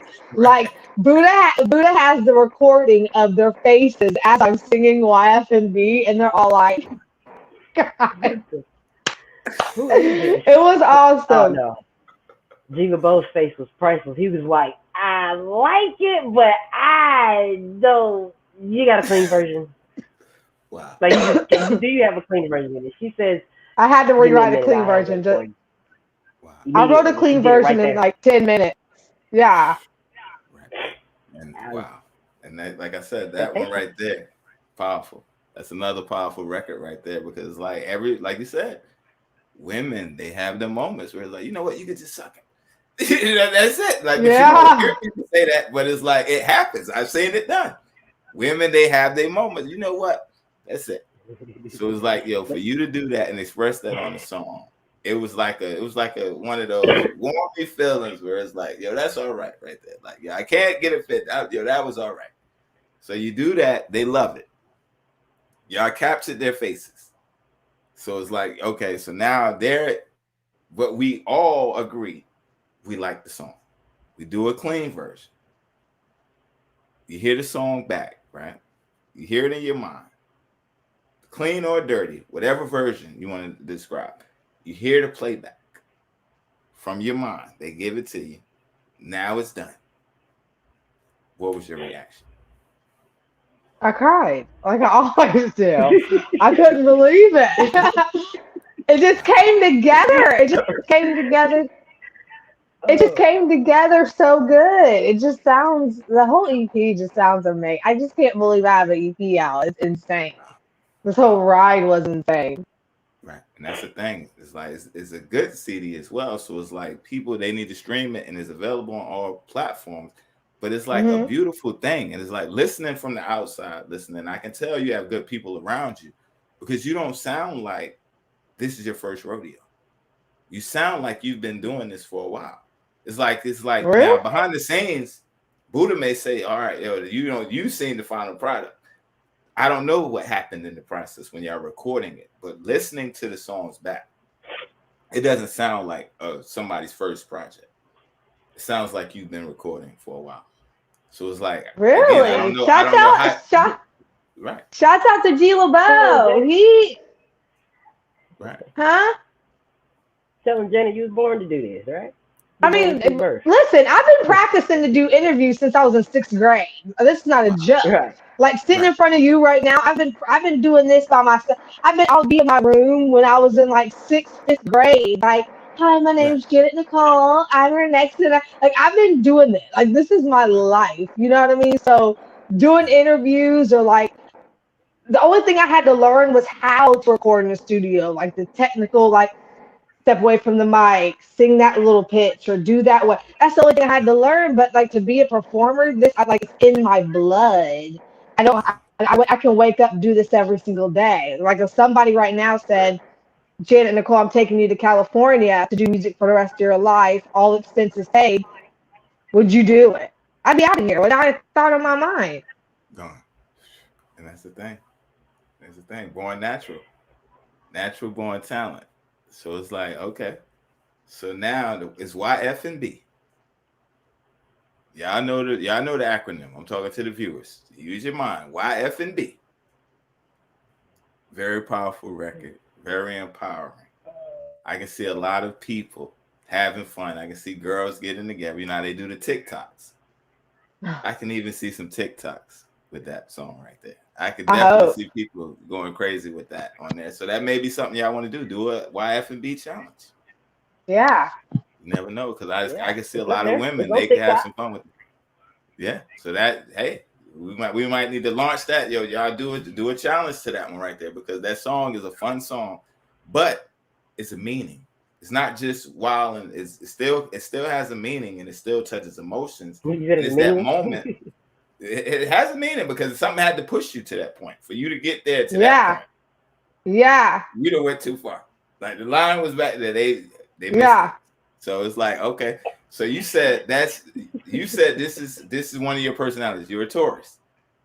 Yes. So Buddha, let me ask you. I'm pretty sure you've seen people go too far with Janet, and now we have those moments.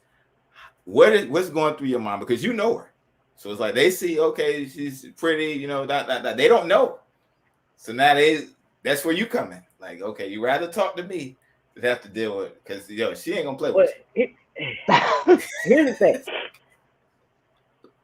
Here's the thing though. That's just it though. You would prefer to play with her. Which actually no, you don't. Don't play with nobody on my team. That's just it. Right. Because if I gotta come at you, we got a problem. We got a problem. If she looks at me and goes, Buddha, we got a problem. So yeah, don't come at my team at all. Right. With that being said, I don't think we've had a problem. Have we had a problem? Janet? No. I don't recall having a problem. I recall that maybe I may have thought there been a problem because things wasn't going the way that I felt like they should have been going, business wise. But I don't think we've actually had a problem. Okay. Yeah. I mean, we got security, so I ain't really worried. So. Right. Yeah. No, I didn't mean a problem like that. I mean, sometimes it's like, people come in and they say the wrong thing, or today ain't the day for that. And it's like, sometimes people don't respect the warning signs, even in the creative process. Like, okay, that now, like you said, she's very passionate about her words. Somebody may come in, they in the session just sitting in there. I think all right, let her do what she does. So it's like, that's in different situations. What I do, just let her be her. Okay. All right. Yeah, just let her be heard. But if she comes to me and says, "Hey, look, such and such said this, such and such did that," that's a problem. So as her manager, she's telling me that she has a problem. I have to go fix that. But I give him the face. I don't. We're not about to play, bro. Like, don't do this. Right. No, I'm not gonna talk to you twice. I'm gonna say it once. You do it a second time, I'm gonna take the tie off. We're gonna have a conversation in the back real quick, and I'm gonna win. Because like I told her, you said you want to do it. I believe in you. I got your back. We if we need security, I got 6 siblings. Pick one. But pretty much, we really didn't have any problems. Right. I don't foresee us having any problems either. No. Because it connects with everybody, and it's not that type of I energy. don't foresee it. Right, exactly. We don't walk into a place with negative energy. We always go with positive vibes. Like he was asking earlier, you said that when you go to a venue, how do you know what song to sing, or what do you want to do? Like, I let Janet do. She does what she wants to do. Like, what song do you want to sing? I'm not. She tells me, tell me what song would you like to sing tonight? I mean, I got it on my USB. Whatever song you want to sing, that's the song we're gonna sing. But with that being said, let's go look at the room and fill out the room. And if it's a Van Fanculo room, then we're gonna Van Fanculo them up. If it's a Whispers in the Dark room, we're gonna whisper in the dark. If we got it's always a Von Funk. we not singing It's always a Von Fanculo. It doesn't even matter. Just like the ATL Awards show, everyone's dressed up pretty. I had on my little outfit. I was going to sing Whispers in the. I was going to sing Whispers in the Dark, and All Access Jay walked up to me and said, "No, you need to sing Von Fanculo." I'm like, for all these like important people, he was like, "Yes." And I blew the house. Everybody wants Von Fanculo. Everybody.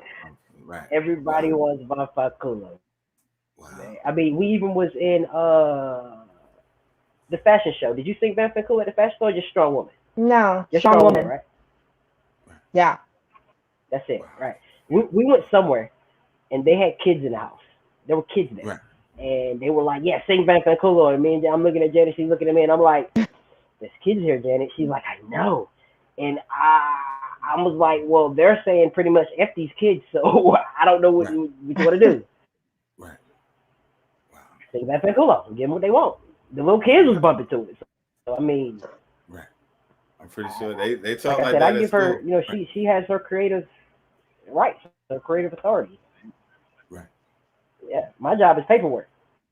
So if she says, "Hey, Buddha, this is what I want to do," I'm gonna go to bat. If it makes sense, you know, Right. if it makes sense, I'm gonna go to bat for whatever it is that she says she wants to do. Right.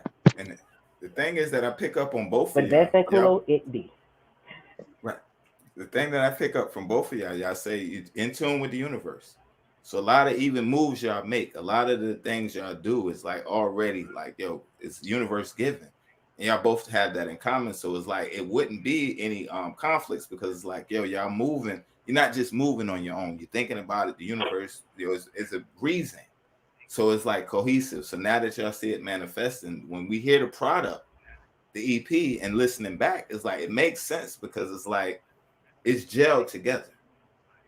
And it's like even down to the subjects y'all touching on, and even down to like you said, like if it's a problem, that's my job to fix it, to keep you comfortable. So it's like it works together in a union.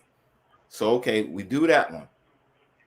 What was the next song after the YFNB? That's that's so. Said so. There's so many. Like again, with the titles, half of them I can't pronounce. That's why I keep saying. So what's the next one? I'm looking at it. Oh, Like, I don't want to dare say it wrong. So what was sesso, what? sesso means sex in Italian. Wow, wow. Yeah. We was gonna Thanks. name all the songs Italian in EP, but we realized that the the shorter the words were, the longer the Italian name was. So Wow. we can't pronounce this. We don't even know Right. how to But pronounce this. How we going to expect somebody else to? But Right. I don't know anything about Italian culture. I don't speak Italian. I yeah, actually was like, let's name it something cool. So we you don't speak Googled, Italian.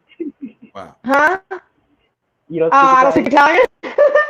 Italian. Listen, I told everybody that I spoke Italian, and they Wow. were like, listen, you have to ask me, like, okay, so you say, do you speak Italian? You Right. have to ask me. Do you speak in You. Italian? Yes, Do I you? do. Pepperoni, pasta, pizza. Oh my And god. I, Uh, and I had them like dead serious. I was like, I dead serious can speak Italian, like duh. And they were like, say something in Italian, and I was like, spaghetti, meatballs. It I thought she was serious myself. was wow. so funny. Wow. So when they realize at this moment, what are their faces thinking? Like, what are they doing at this point? Because they engaged up until that point. Like, really? Wow. Yes, everyone was like, what did you take? Are you they, high? so, hey, look, they literally stopped and looked at me and said, "What did you give her?" Bro, I didn't give her Wow. anything. Look, Right. I Yeah. didn't give her nothing. Okay, like my I'm like, mom Right. I'm asked me that one sober as day. hell. What? This is Wow. this is her. Yeah. No, that's so funny. No, but I just Sesso, it was another one that we Googled, and Sesso sounded cool. It's a sex song, which Right. me and the truth about Sesso is controversy. Right. Because I hated it. I hated the song, and I'm going to say that at every. I couldn't say, because that's not who I am. Sesso is not the artist who I am. I Right. don't. My love song is Whispers in the Dark. That's my Right. sex song. You know what I mean? Right. Sesso was Lady Lex was like, I want you to write me a sexy song. I'm Right. a writer. If you tell me to write about a tree, you can tell me to write about a tree and a rock in the sky, and I'm gonna make something beautiful because that's what I do. I'm a writer. So they Right. play Young Lex played a beat, and I wrote Sesso that quick. I wrote it that quick, right? Listen to the beat. I wrote Sesso. I sang it for them, and they were like, "Oh my God, it's so perfect. We love it." And I was just Right. like, "But that's not the artist who I am. I don't want. I'm not Rihanna. Big shots to Rihanna. I'm Right. not the sexy like, oh babe. That's just not who I am. I'm Right. I'm a raunchy, funny, tattooed girl, you know what I mean, from Ohio. And being a sex symbol is something that I don't want to be. But Right. for the love of art, I'll put it out, you Right. know? And then Right. here, now this was for me a trust the process because Right. I fought and I fought and I fought my whole team on it. And I kept telling them, I'm not putting Cecil on the EP. I'm not Wow. putting Cecil on the EP. I wanted to sell that song. And I was very adamant about selling that song. Wow. And they were like, just give it a try. Me and young Lex sat down and he was like, Jay, seriously, just do this one thing for me. And he was really passionate about it. So I got in the studio, I did Sesso, and literally Right. everybody is like, Sesso is so good. Then I performed it at One Love, One Mic, the big indie concert that I did, Right. and they lost their minds over it. Like I said, it's fun. That song is fun to perform and it's fun to do. But at the end of the day, I'm still going to say that's not the artist I am. I'm glad that I wrote that record. I'm glad that everyone's enjoying it. But in the future, I don't see myself writing any more sexual, explicit songs. That's Right. just, not the artist that I want to be. I don't want to be a sex symbol. Right. Now I definitely understand that. So let me ask you a real question. So what if this song takes off and makes I knew it. millions of records? Millions of records. The question of the day. Now what? And, Because like, and all right, right, excuse me, it's so funny because me and Lady Lex are talking, and she was like, "That's going to be the one that takes off." She was like, "And that right now, that one has the most numbers. Like that song is like already blowing up." And I'm like, "I knew it."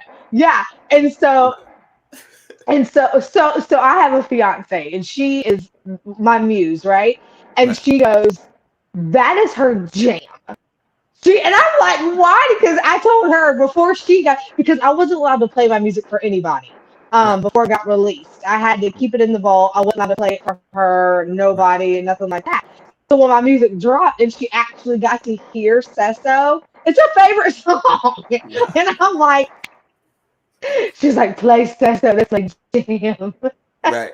Wow. And that's how life is. Life is like that. It's like, yo, I would do it. I trusted y'all, but they saw something in it. It's a lane, and it's like, so now is the most played. You didn't gave birth to it. It's out there. Yeah. People Yeah. connecting. They love it. So can we get another type of song like that? Is that it? Is it one and done? 10 years from now, yo, we love that. You better go listen to that again. Or you gonna get how's It that gonna work? depends. It depends on where the universe takes me. Now, if they're like, Janet, we need something very, God, I want to say no so bad. I want to say go back to Sesso, but no, because of my passion for the art, I would not mind writing another song. I just rather sell it because there's artists out there, Tiana Taylor, Kaylani, Rihanna, Right. that do that stuff, that are that. You know what I mean? Sex on the Brain, and you know what I mean. They have Right. those type of songs. I would sell them that song so they can give it what it needs.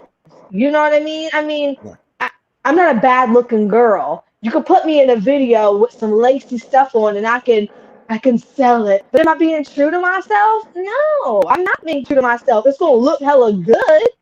But if Right. you give it to somebody that actually has the passion to go on stage in lingerie and a freaking, what is it called, a robe and do sesso, Right. then give it to Cecil, but I'm a YFNB girl. You know what I'm saying? Right. I'm a Katy Perry girl. I'm a Von Right. Kulo girl. You know what I mean? But Cecil was fun, and it turned out beautiful. I cried when I heard that. So, Wow.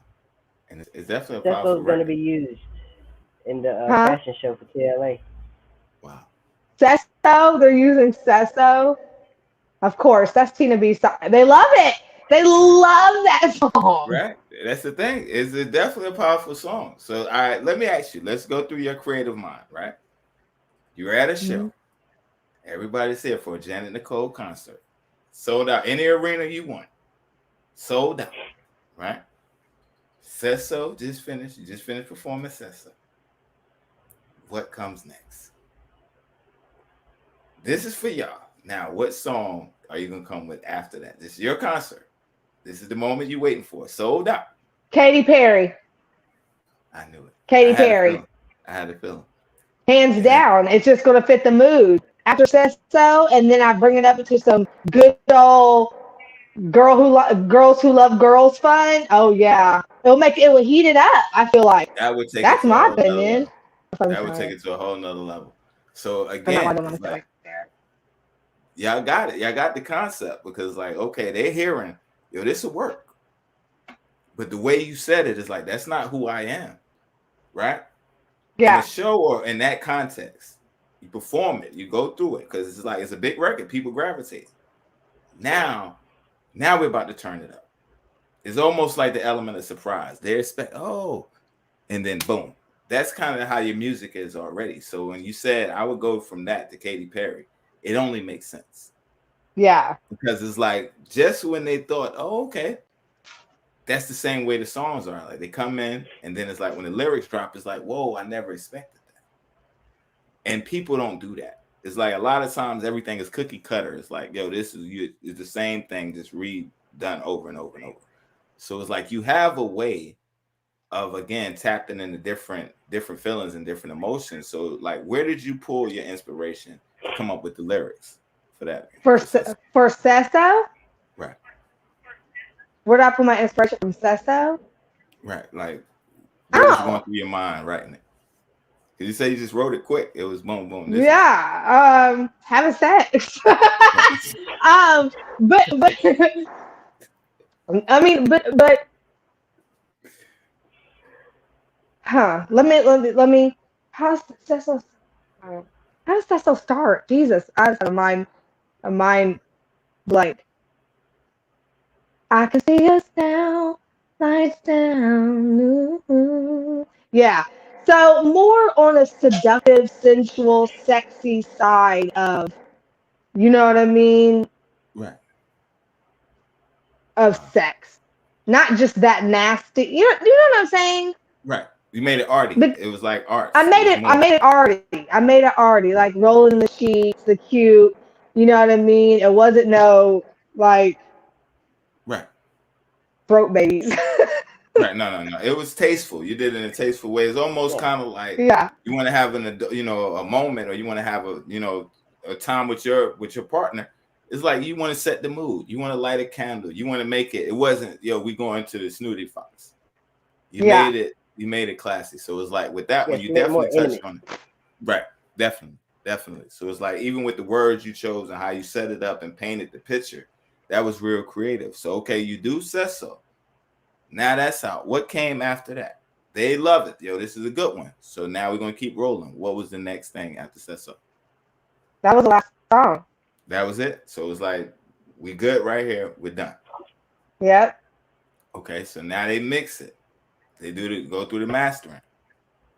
When you hear the whole project now, what was your thoughts? I couldn't believe it. As much as I love to talk, I was lost for words. I really couldn't believe it. I was like, what? It to this day, I still can't believe I have a EP out. It's insane. It's magical. Right. Wow. And it's definitely a powerful project. So Buddha, when you heard the final project, what's going through your mind? I was excited. I was ready for the next one. Honestly, I was ready for number two. You feel me? I was proud, very very proud. But again, like I told you yesterday, I already know where we're going. I already know where we're supposed to be. So I'm just walking the path, checking off the boxes as I go. Wow. And it's definitely happening. It's definitely happening. And again, it's like it's just well put together. Well, it's like experienced. It's like even with your writing, it's like, some people, they start roses are red, violets are blue. They start basic. I notice in your words, you have a way, like I said, of saying things that people think that you don't normally hear. How did you develop your writing style? No, that's natural. Like I said, I've been writing poetry since I was a little girl. Um, and I can't, I have lyric gods that give me the lyrics and they put them in my head and I just put them on paper. I'm just a vessel. I promise you. I'm just, I don't even, sometimes I don't even know what I'm writing until I'm done. And then I sing it. One of my favorite lines on Whispers in the Dark is, give me a second.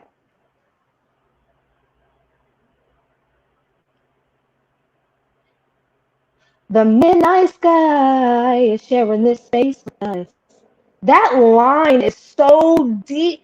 You know how rich is that? And I go back to that line, like, how did I? It's my lyric gods. They gave that to me. I'm blessed. I really have a talent. Like I'm Right. not trying to keep my own horn, but I'm talented. Right. I Yeah. know a lot of amazing sing. I'm a D-list singer. I can't blow like Beyonce. I can carry a tune though. I'm a writer first, but I know a lot of people that can blow. Like I went to school with this girl. Shouts out to Symphony Cotton.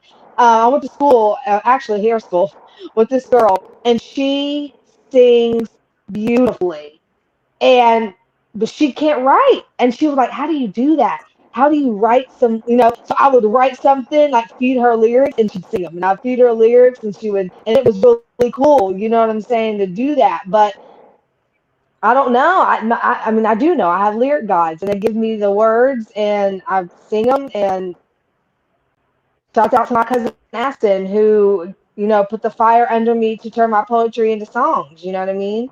Right. Here I am now.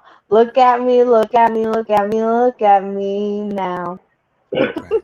And you're doing it. And you're definitely doing it. And that's the thing right there. So let me ask you, are there any writers that you admire? Like y'all like their work? Or is any writers that you look up to out there? Julia Michaels is my favorite writer in the whole world.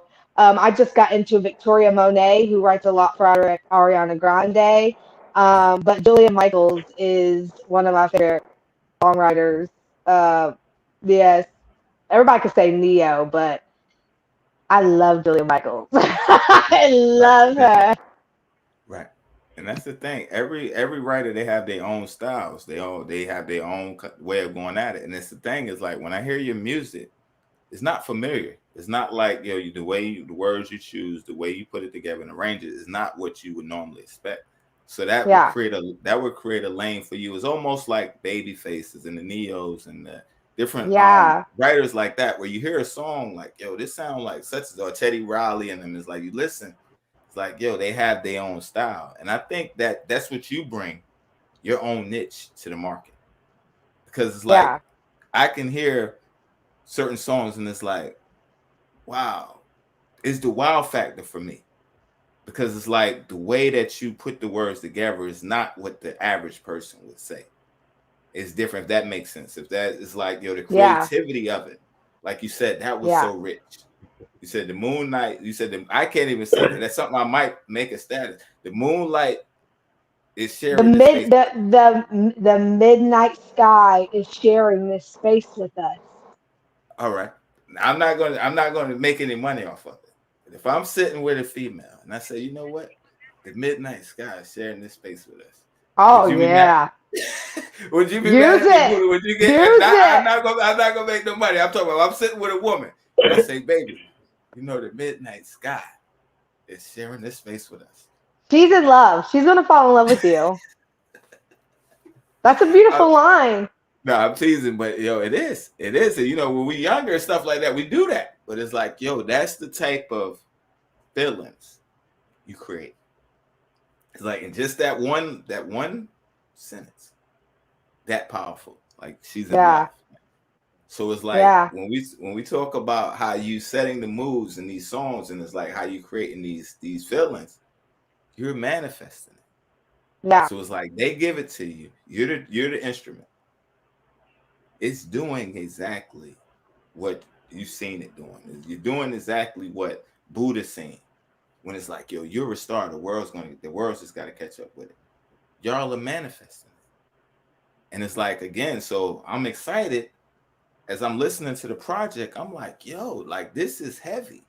This is not like first grade. It's not first level. And then even down to the engineering, the arrangement, the production. Let's talk Yeah. about that side. Like, yo, because these ain't people just twisting knobs. It sounds official. Like down to the mix, down to the mastering, down to, you know, the beat to voice ratio, all that stuff. The ad libs in the pocket, the riffs. It's well arranged. So Buddha, let's talk about that. Like, how did y'all, was it all in-house and the team that did the engineering, mixing and stuff like that? Yes, sir. Everything, like I told you yesterday, everything we try to do, we try to keep it in house. Right. Whether we add to the family and we keep it moving like that. But yeah, G Labo, Young Lex, Twig, shout out to all three of them. They really did their thing as far as walking Janet through. Hey, I see what you're doing there, but let's do it like this. Right. I personally stayed out of it. I'm gonna do this paperwork. I'm gonna sit right here in this chair. Janet, you what? I go get it. But I stayed out of it. Like I said, I could do it, but that ain't the lane I wanted to be in. I wanted to be in the lane that I'm in right now, which was management. So I left it up to the professionals, and they did an amazing job. Like a lot of people that I would go to the studio with, you got to play with the knobs on their voice. You don't got to do anything on Jenna's voice. It's automatic. You in the studio, you in the microphone, and she's not standing there at the mic like singing her song. Nah, she's at the microphone and she's performing her song like she's on stage. That's what you're hearing when you hear her record. It's just like she's on stage singing live, like dancing. If she's not doing this then we're doing it over. No. What did you say? Put that funk on it. I need you to twist it up in there. Whatever he told you to do. Put that stank on it. Put that stank on it. You're in there standing there. I don't want you to stand at this. I want you to dance at the mic. I want you to. I danced that entire recording like I was in there performing like. Right. Wow. So okay. I thought she was gonna snatch the mic one time, but she did amazing. She did awesome. Yeah, and you can definitely hear it, and I'm definitely proud of both of you. So let me ask you, going from songwriting and just singing around to, you say you did a couple home studios. Now you're in the studio. What are some things that you learned and things that you may have naturally flowed into it? What were some things that were kind of harder for you? I'm just singing to actually in the studio where you said punching and stop this, we gotta, because it's not the same like performing. It's like just singing, we're just going through and there. No. Right. So let's talk about that a little bit real quick. My number one thing that I learned is smiling while you sing actually makes the song sound brighter. That was one of my first lessons. Actually, smile while you sing. So that was really, really cool because it showed a lot in Vanculo and YFNB, and it really, really did. Another one was I was able to pop in and pop out, punch in, punch out. You know what I mean? To where I could sing a line, and that really helped me with Strong Woman. I did that a lot when I did Strong Woman. It's just so funny now that I actually experience recording in a studio, because now when I hear these artists on the radio, I'm like, she punched that line out. There's no way that they're saying that straight the way through. Wow. Right. And that's the thing, because you're seeing the tip. So it's like you're seeing, okay, this is how they did that. Now you're learning. So it's like, again, now your ears are trained. Now you hear it in other people. So let me ask you, what part of the process is your favorite? Is it the writing part? Is it the performance, the recording? What part of the process do you enjoy the most? Ooh, it's hard. It's two of them. I gotta say writing it. Writing it that is my favorite. To actually to sit down and start with one lyric on your paper and then flow it and then get it together and then sing it for somebody and they're like, oh my God, that is my favorite part. And secondly will be performing. I love being on stage. I love being on stage. Love it. Right. And that's the thing right there. So you said even at 6 years old, you're sitting around. You already knew, preparing yourself for this moment. So let's talk about that process. 6 years old to where you are now.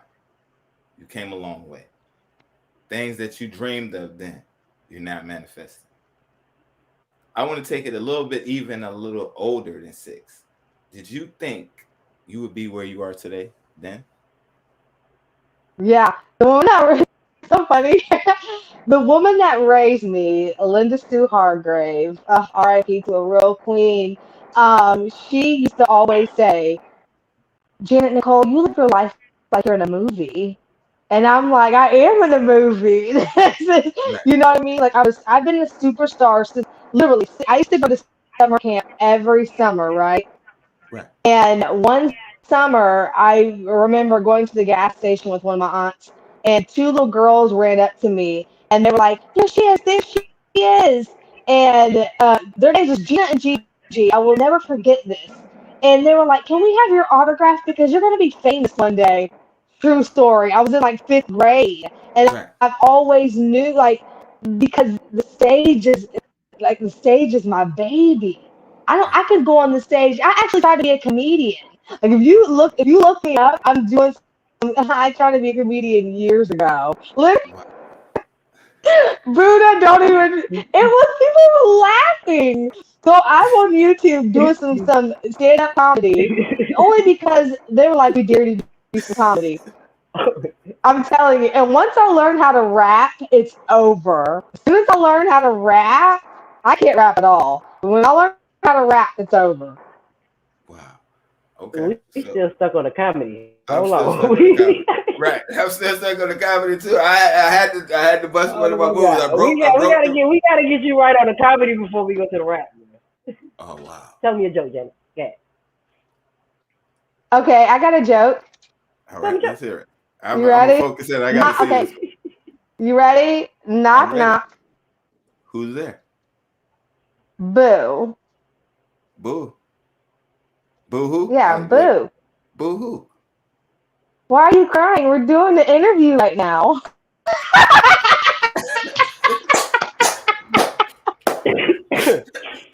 Yeah. Ding, I I'm gotta put up. laughing. The thing about it, I'm laughing. It's like the crazy part. I feel what you said, Buddha, but I'm laughing. Wow. I'm That is the funniest stuff I've ever. Oh my god. wow. Oh God. Oh wow. And that the thing is, yo, you so bubbly. And you have such a colorful spirit. It's Oh, like yo, thank you.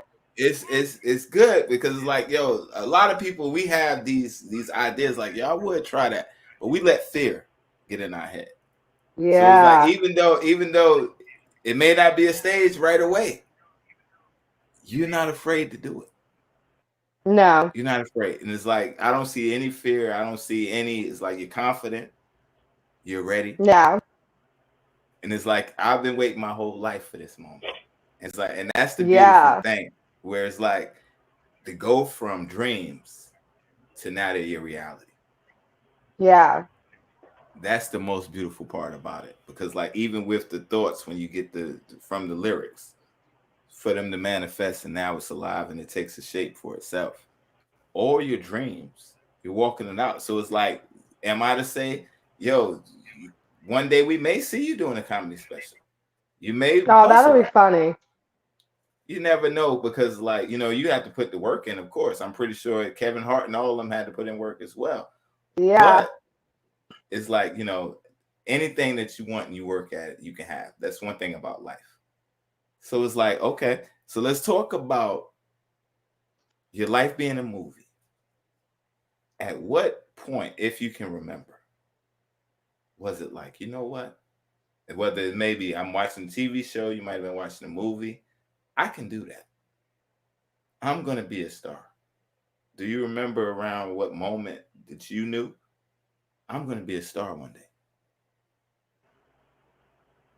I know you It, said your that's mother that told you. that's it's hard to answer that question because I was born with the area in my mind. There was never no. I used to watch I was allowed to watch Shirley Temple. You know who Shirley Right. Temple is? The TV show, Yeah. I So I remember. watched a lot. Yeah. So I watched a lot of Shirley Temple, but literally, I don't remember a time when I didn't think I was a superstar. If that makes Wow. sense. I've Right. always thought I was a superstar in my own head.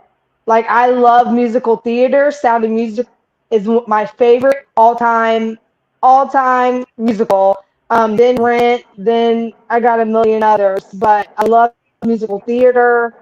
I did musical theater in high school. I was a gymnast. I've done a lot. Wow. Okay.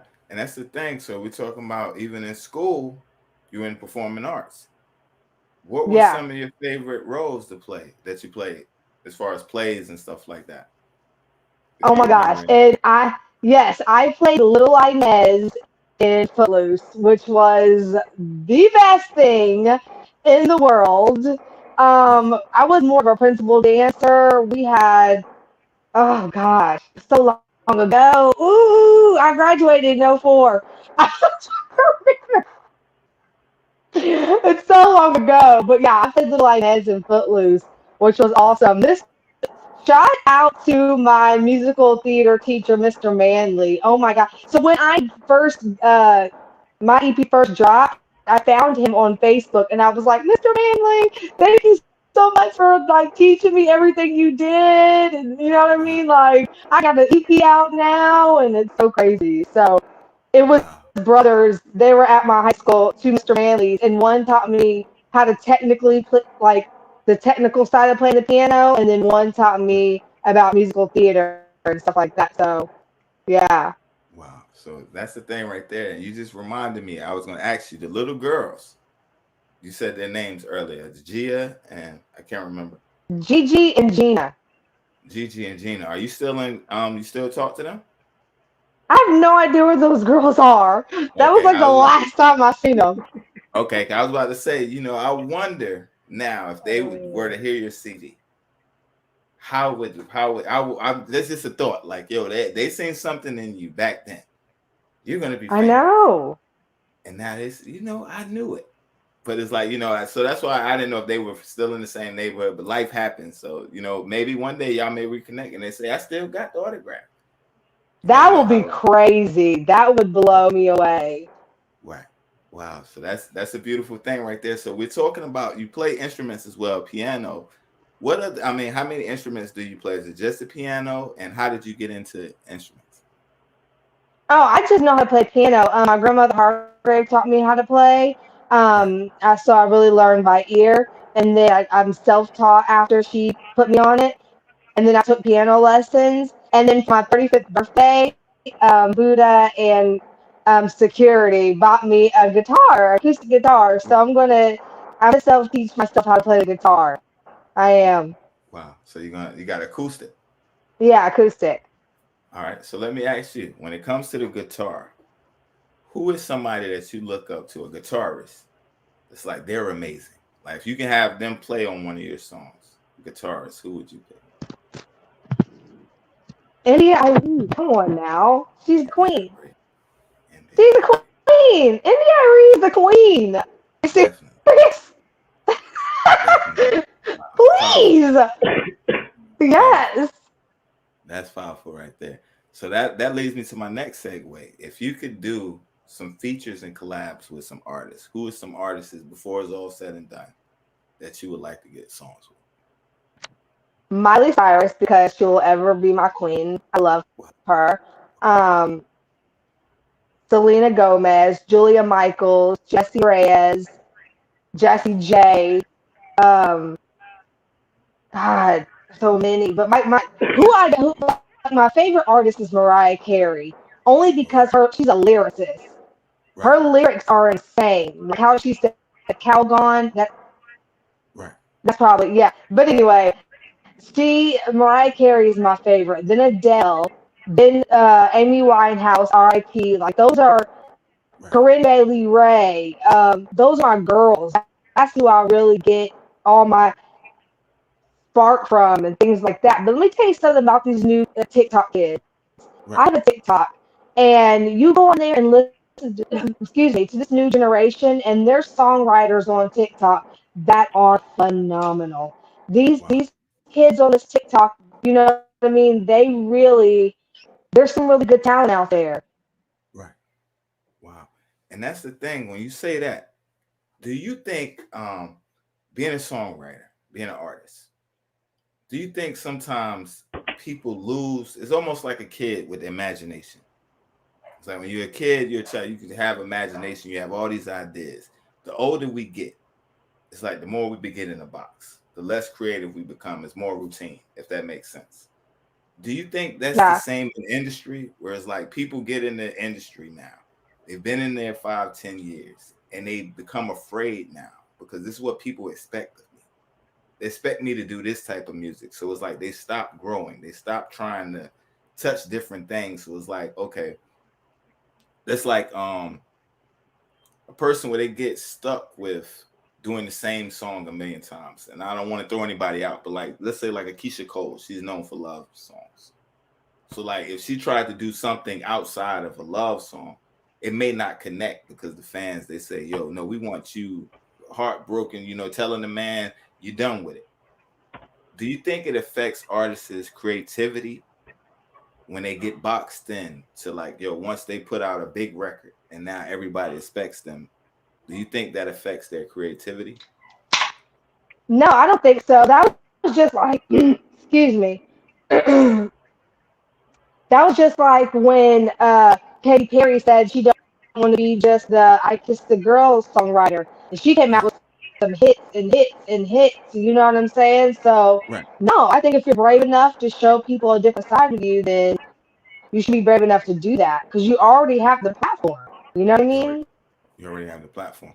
And that's the thing. Katy Perry is definitely a good example of that. And it's like, I think, again, like you said, even with the younger generation on TikTok and stuff like that, because they're not afraid to push the envelope. Yeah. And it's like, even when I heard your project, it's like you're not afraid to push the envelope. It's not what you expect. Like, okay, you saying it's gonna be some love song, some heartbreak, but it's like it's almost like a certain formula that people normally use. I'm gonna have this type of song. I'm gonna have that type of song. That's not your EP.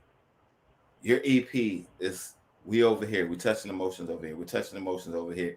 You don't get that, and you may get that over an artist's career, but not on one project. If that makes sense.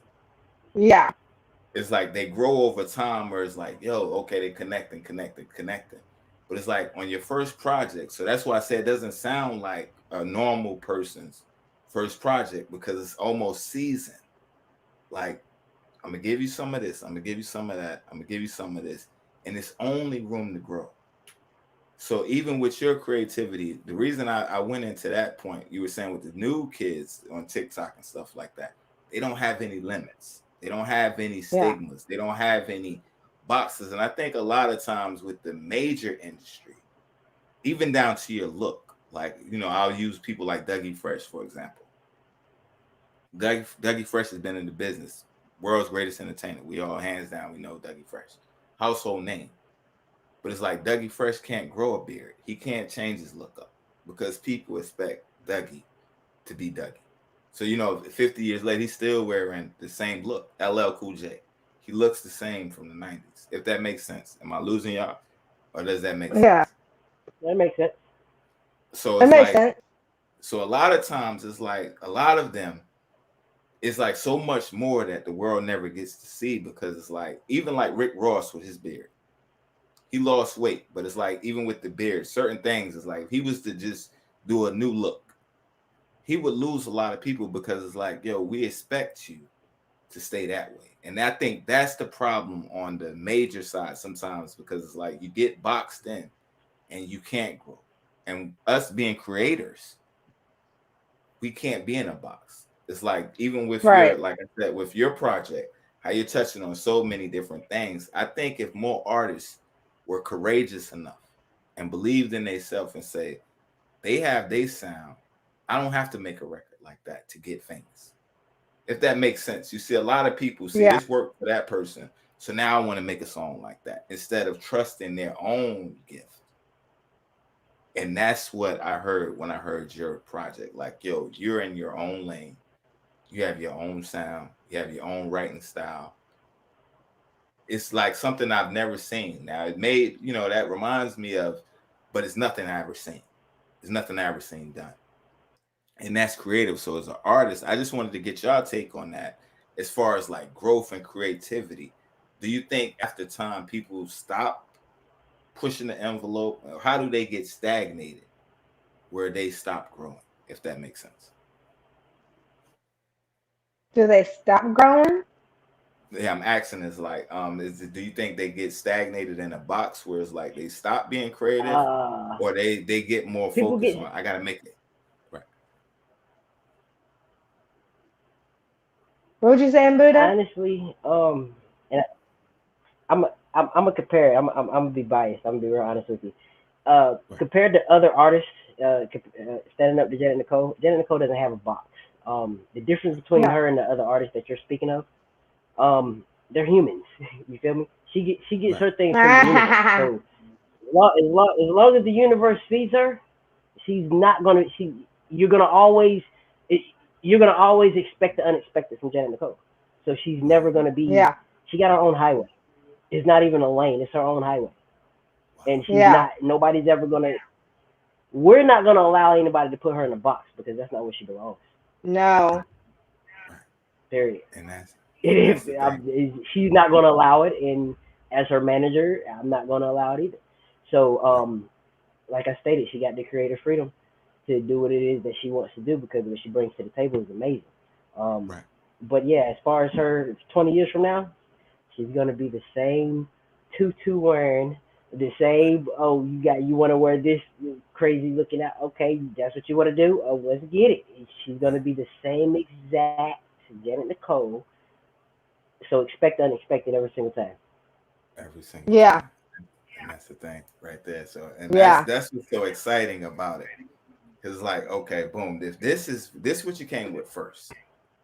20 years from now, I can't even imagine if the way I'm wild and the way I'm listening to these lyrics, like I know she didn't just say that. 20 years from now, I can just imagine, but I can't even imagine because, like you said, it's not predictable. But I know with growth and time, it's gonna be like you're gonna be doing some amazing things. Not She only, gonna mess Thank y'all up with the you. second EP. right, 20 years, she gonna mess y'all up with the second EP that we gonna put wow, out. right, So yeah, like I said, every time she do something, it's gonna be different. It's gonna be because she's different. So you right, can't expect for a person, a universal person that's different, to do the same things all the time. right. Not gonna. Mhm. Universe ain't Wow. gonna allow that. Right. And that's the thing. Like again, it's like a breath of fresh air to me. Hearing a lot of music and you hear it, like I said, stuff gets repetitive. It's like listening to the project. It was a breath of fresh air of creativity for me. It was a different, even down to the instruments, the sounds. It wasn't a whole bunch of the same old same. It was like, yo, this is really thought out, really creative, and the game needs that because like somebody else may hear that and they may become, oh, I'm gonna express myself, or now they feel comfortable to stand in their truth. So it's like not only are you changing lives, you're making music that matters. You're making music that has a substance. So it's like I know your Yeah. story and your road hasn't been easy, but you're living with a purpose. And it's like and you're manifesting your dreams and stuff like that. And that's an inspiration in itself, if that makes sense. Especially in a music business where it's like it's a lot of cloning going on, or it's like a lot of people they don't have the voice. It's like they just sing this song and they sing it, but it's like they may want to express themselves. So it's like creative control, and the fact that you are creative is very powerful because a lot of artists they lose their control. Where it's like, yeah, we want you to do that, we want you to do that, and then the music now all starts to sound the same. But it's like creators like you that push the envelope. It's the India Iries, the Jill Scotts, the Amy Winehouse. All of them Yes. changed the flavor of the game forever. And Yeah. I think what y'all doing is gonna change the flavor of the game. So it's like, and when I say these names, it's like even back to what I said earlier to Buddha, you have a unicorn because this is not the everyday.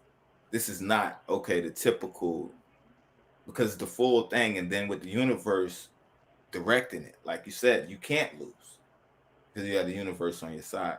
So I think even with music, songwriter, artists, it's much more than that because it's like you're affecting people. And even as you connect with your fans and they hear your story and they're watching you and they're seeing you 4 years turn to 10 years, 15 years, 20 years sober, they're looking to you as an inspiration. And it's like we don't have a lot of inspiration in the world nowadays. Yeah. So that's a beautiful thing. And I salute you on that as a woman that's standing in your truth. And not only are you standing in your truth, you're touching other people and their truths. Like, I know you're going through what you're going through. I went through it too. You're giving hope. You're giving inspiration. You're building them up. When it's like, a music or a song, a record could bring somebody from from a sad place to happy. It can make them reflect on, these were some good times. It can make us humble. Life is real. This was a hard time. I would have never got through it. Or I almost gave up right here. I think you're capturing those type of moments. So if you got hundreds of songs, I can just only look forward to a beautiful journey. Yes. And I like the team that you have around. I like Buddha. I like how you're doing it. Like, this is a family thing that was passed down to me. We're keeping it in the family where it's like you even down to the producers, the engineers, that's all in-house. I hear it saying even with the Miss Lex, I don't want to say it wrong. Lady Lex, yeah. Lady Lex saying, okay, you're right, this songs. So y'all all pitching in, everybody's playing a part where it's like may not be a group, but it's like, y'all willing to take feedback. Y'all willing to take, I'll try it. Or from that song was created. So it's like a family niche unit. I get everybody's working together. That's Black excellence. And you don't see that. You don't see the positive. You see, when I see that, I hear y'all esteeming each other. I hear y'all saying, this person is like tight niche and it's not forced. In a business where it's like everybody's going through the motions, this is organic. The universe put it together. Y'all connected. Y'all doing beautiful things, and it can only go up from here. So for the people that's watching and the people that may watch the playback, what can they expect in the future and look forward to? From me? From you, and then I'll do Buddha next. I think I touched on that yesterday with Buddha. Oh, well, for me right now, I'm just relaxing, letting the business side do what they do. Hopefully some shows in North Carolina be coming up. Writing some new material, but hopefully I have some shows coming up for people to come see me at. Right. And that's the thing. That's dope right there. And definitely, if you do come to North Carolina, Buddha, reach out, because the actual show, I'm in North Carolina right now. Listen. No, but I don't know where you're at, but I'm in North Carolina right now. I just got back to North Carolina for a while just to come rest because North Carolina is my home, and I just came down here for a quick rest. So I'm in North Carolina right now. So salute to North Carolina. If we want to link up and want to do a show or something, I love North Carolina. I do. Wow, that'd be dope. So, Buddha, let me ask, what part of North Carolina is she in right now? Greensboro? Yeah. Okay. So, we might connect and be able to put something together, me and you, Buddha. I talked to you offline about it. We'll see if we can put something together and make it happen. That would be dope, especially with the EP out now. And the EP is, so I'm pretty sure things are opening back up. So that would definitely be something to definitely put together. And again, I want to thank y'all. Literally what I'm working on right now. Okay. So again, I know you on top of it. So it's like, again, like I said, if anything that we could do to make something happen, let's talk offline about that. Again, like I said, I knew yesterday when you said it, like, I was gonna be impressed. Absolutely. But even my expectation, again, like you said, she's exceeded my expectation just listening to the product, the way that she's talking, the way she carry herself. And it's like just relatable.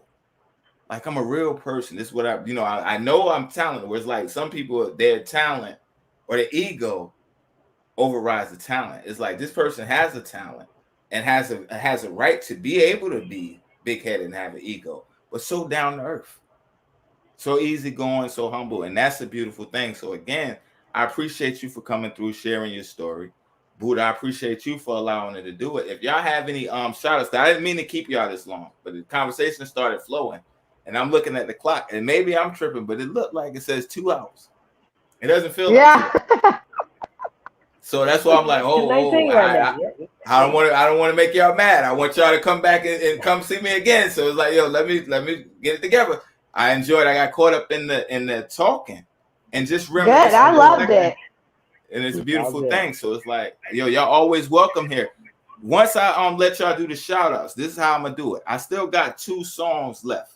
So what I do is we'll close it out, do all the shout outs, and then I'm just gonna play the 2 songs. So for the people that's watching, they can hear the songs. But if y'all have to go, you can log out, but you'll see it. But the songs will play. I'll do them back to back and then close out after we do this final words right here.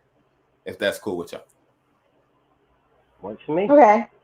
Okay. So again, this is the Proof in the Pudding podcast show. And I go by the name of Scion919. We got Janet Nichole in the building. Her project is out right now, the EP, 7 songs. And I'm guaranteeing you that you're going to connect. It's going to touch you.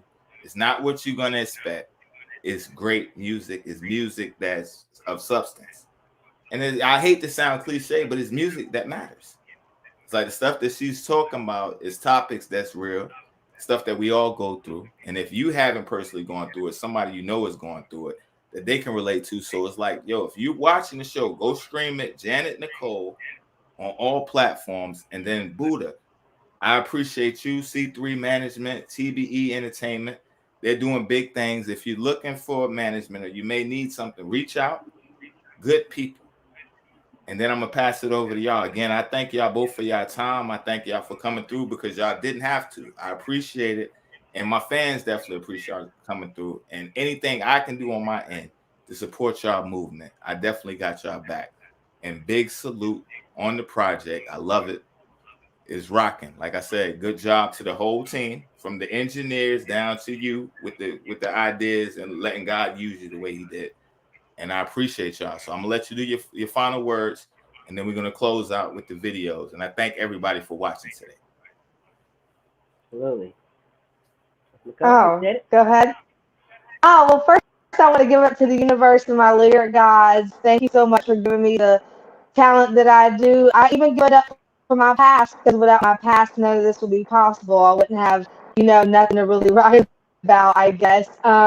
Katie Hale, who is my AA sponsor, I love you. My birth mother, Gina Nooks, Linda Sue Hargrave, the woman that raised me, Lady Lex, Young Lex, Twig, TBE, everybody that's on TBE, like Hazel, Pat, Debo, Buddha, and to my lovely fiance, Kiera, I love you so, so much, and thank you for being by my side throughout this whole journey. And thank you to everyone that's watching and that's actually listening to my music. It means the world to me. And thank you so much for having me. Thank you.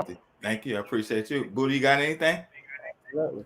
Of course, you got to thank the universe first off. Appreciate you, Janet Nichole, for believing in me and believing in you.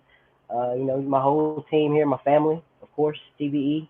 We're going to keep it locked down. We're going to definitely push you. Shout out to all the consumers, all the fans, future fans of Janet Nichole. We're coming for you. We're going to be right here for you waiting. But appreciate you, big man, for having us up here. Thank you. I definitely appreciate it again and again. Go stream the EP. We about to jump into one of the songs now. We want to thank everybody again. This is The Proof, Janet Nichole, available on all platforms. And we thank y'all. And we out. We love y'all.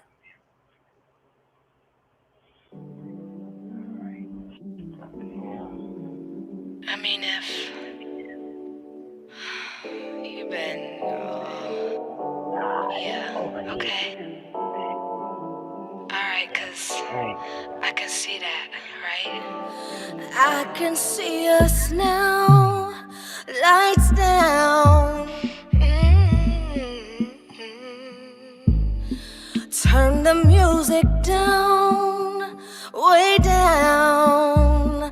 I wanna hear you say my name. Got my heart racing.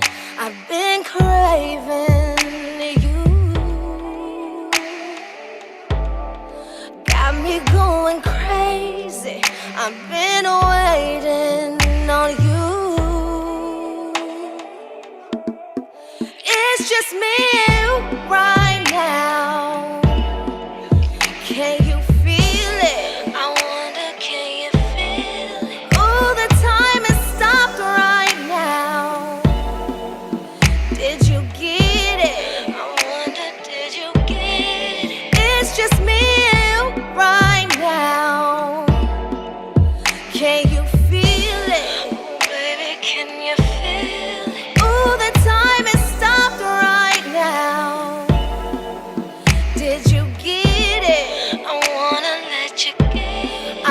wrapped up in the sheets. Got me wrapped up in the sheets. The way you're loving me got me wet.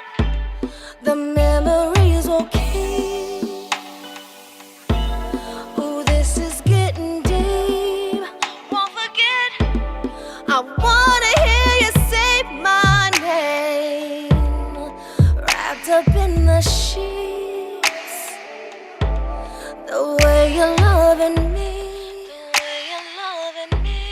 I'm wrapped up in the sheets. I'm wrapped up in the sheets.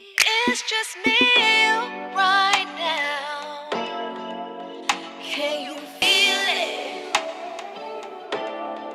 Oh, the time has stopped right now.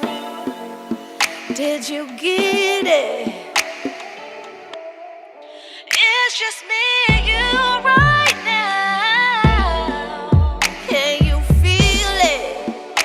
Can you feel it, babe? Oh, the time has stopped right now. Did you get it? I'm wrapped up in the sheets. I'm wrapped up in the sheets. The way you're loving me. The way you're loving me. I'm wrapped up in the sheets. The way you're loving me got me wet. I got it.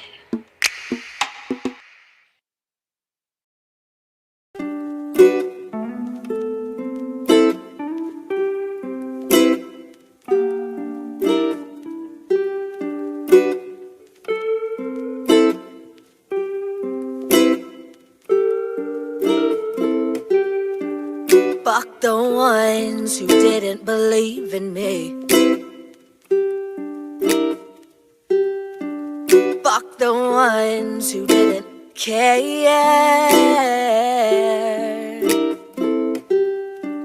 Say la vie to the ones who put hate in me. To the ones who put hate in me. Well, look at me, look at me, look at me, look at me now. I mean, like, just look at me.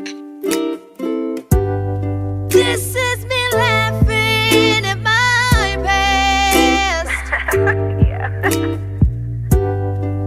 Take the universe with me, the world can kiss my ass. Turn around and, okay, never mind. This is me in front of you, telling you my truth. I can be me and only me, so fuck you, yeah. 'Cause I don't wanna be nobody else. So fuck you, yeah. 'Cause I don't wanna be nobody else. Nobody else. Can't believe I believed and believed you doubting me. How could I be so stupid? Took my lyrics and threw them away. Must be fucking crazy. Saddest part is that I begged you to stay. Can you fucking believe that? Look at me, look at me, look at me, look at me now. This is me laughing at my past. Take the universe with me, the world can kiss my ass. This is me in front of you, telling you my truth. I can be me and only me. Wait for it. This is me laughing at my past. Take the universe with me, the world can kiss my ass. This is me in front of you, telling you my truth. I can be me and only me, so fuck you, yeah. 'Cause I don't wanna be nobody else. So fuck you, yeah. I'm waiting for somebody gonna make me laugh, but it's okay.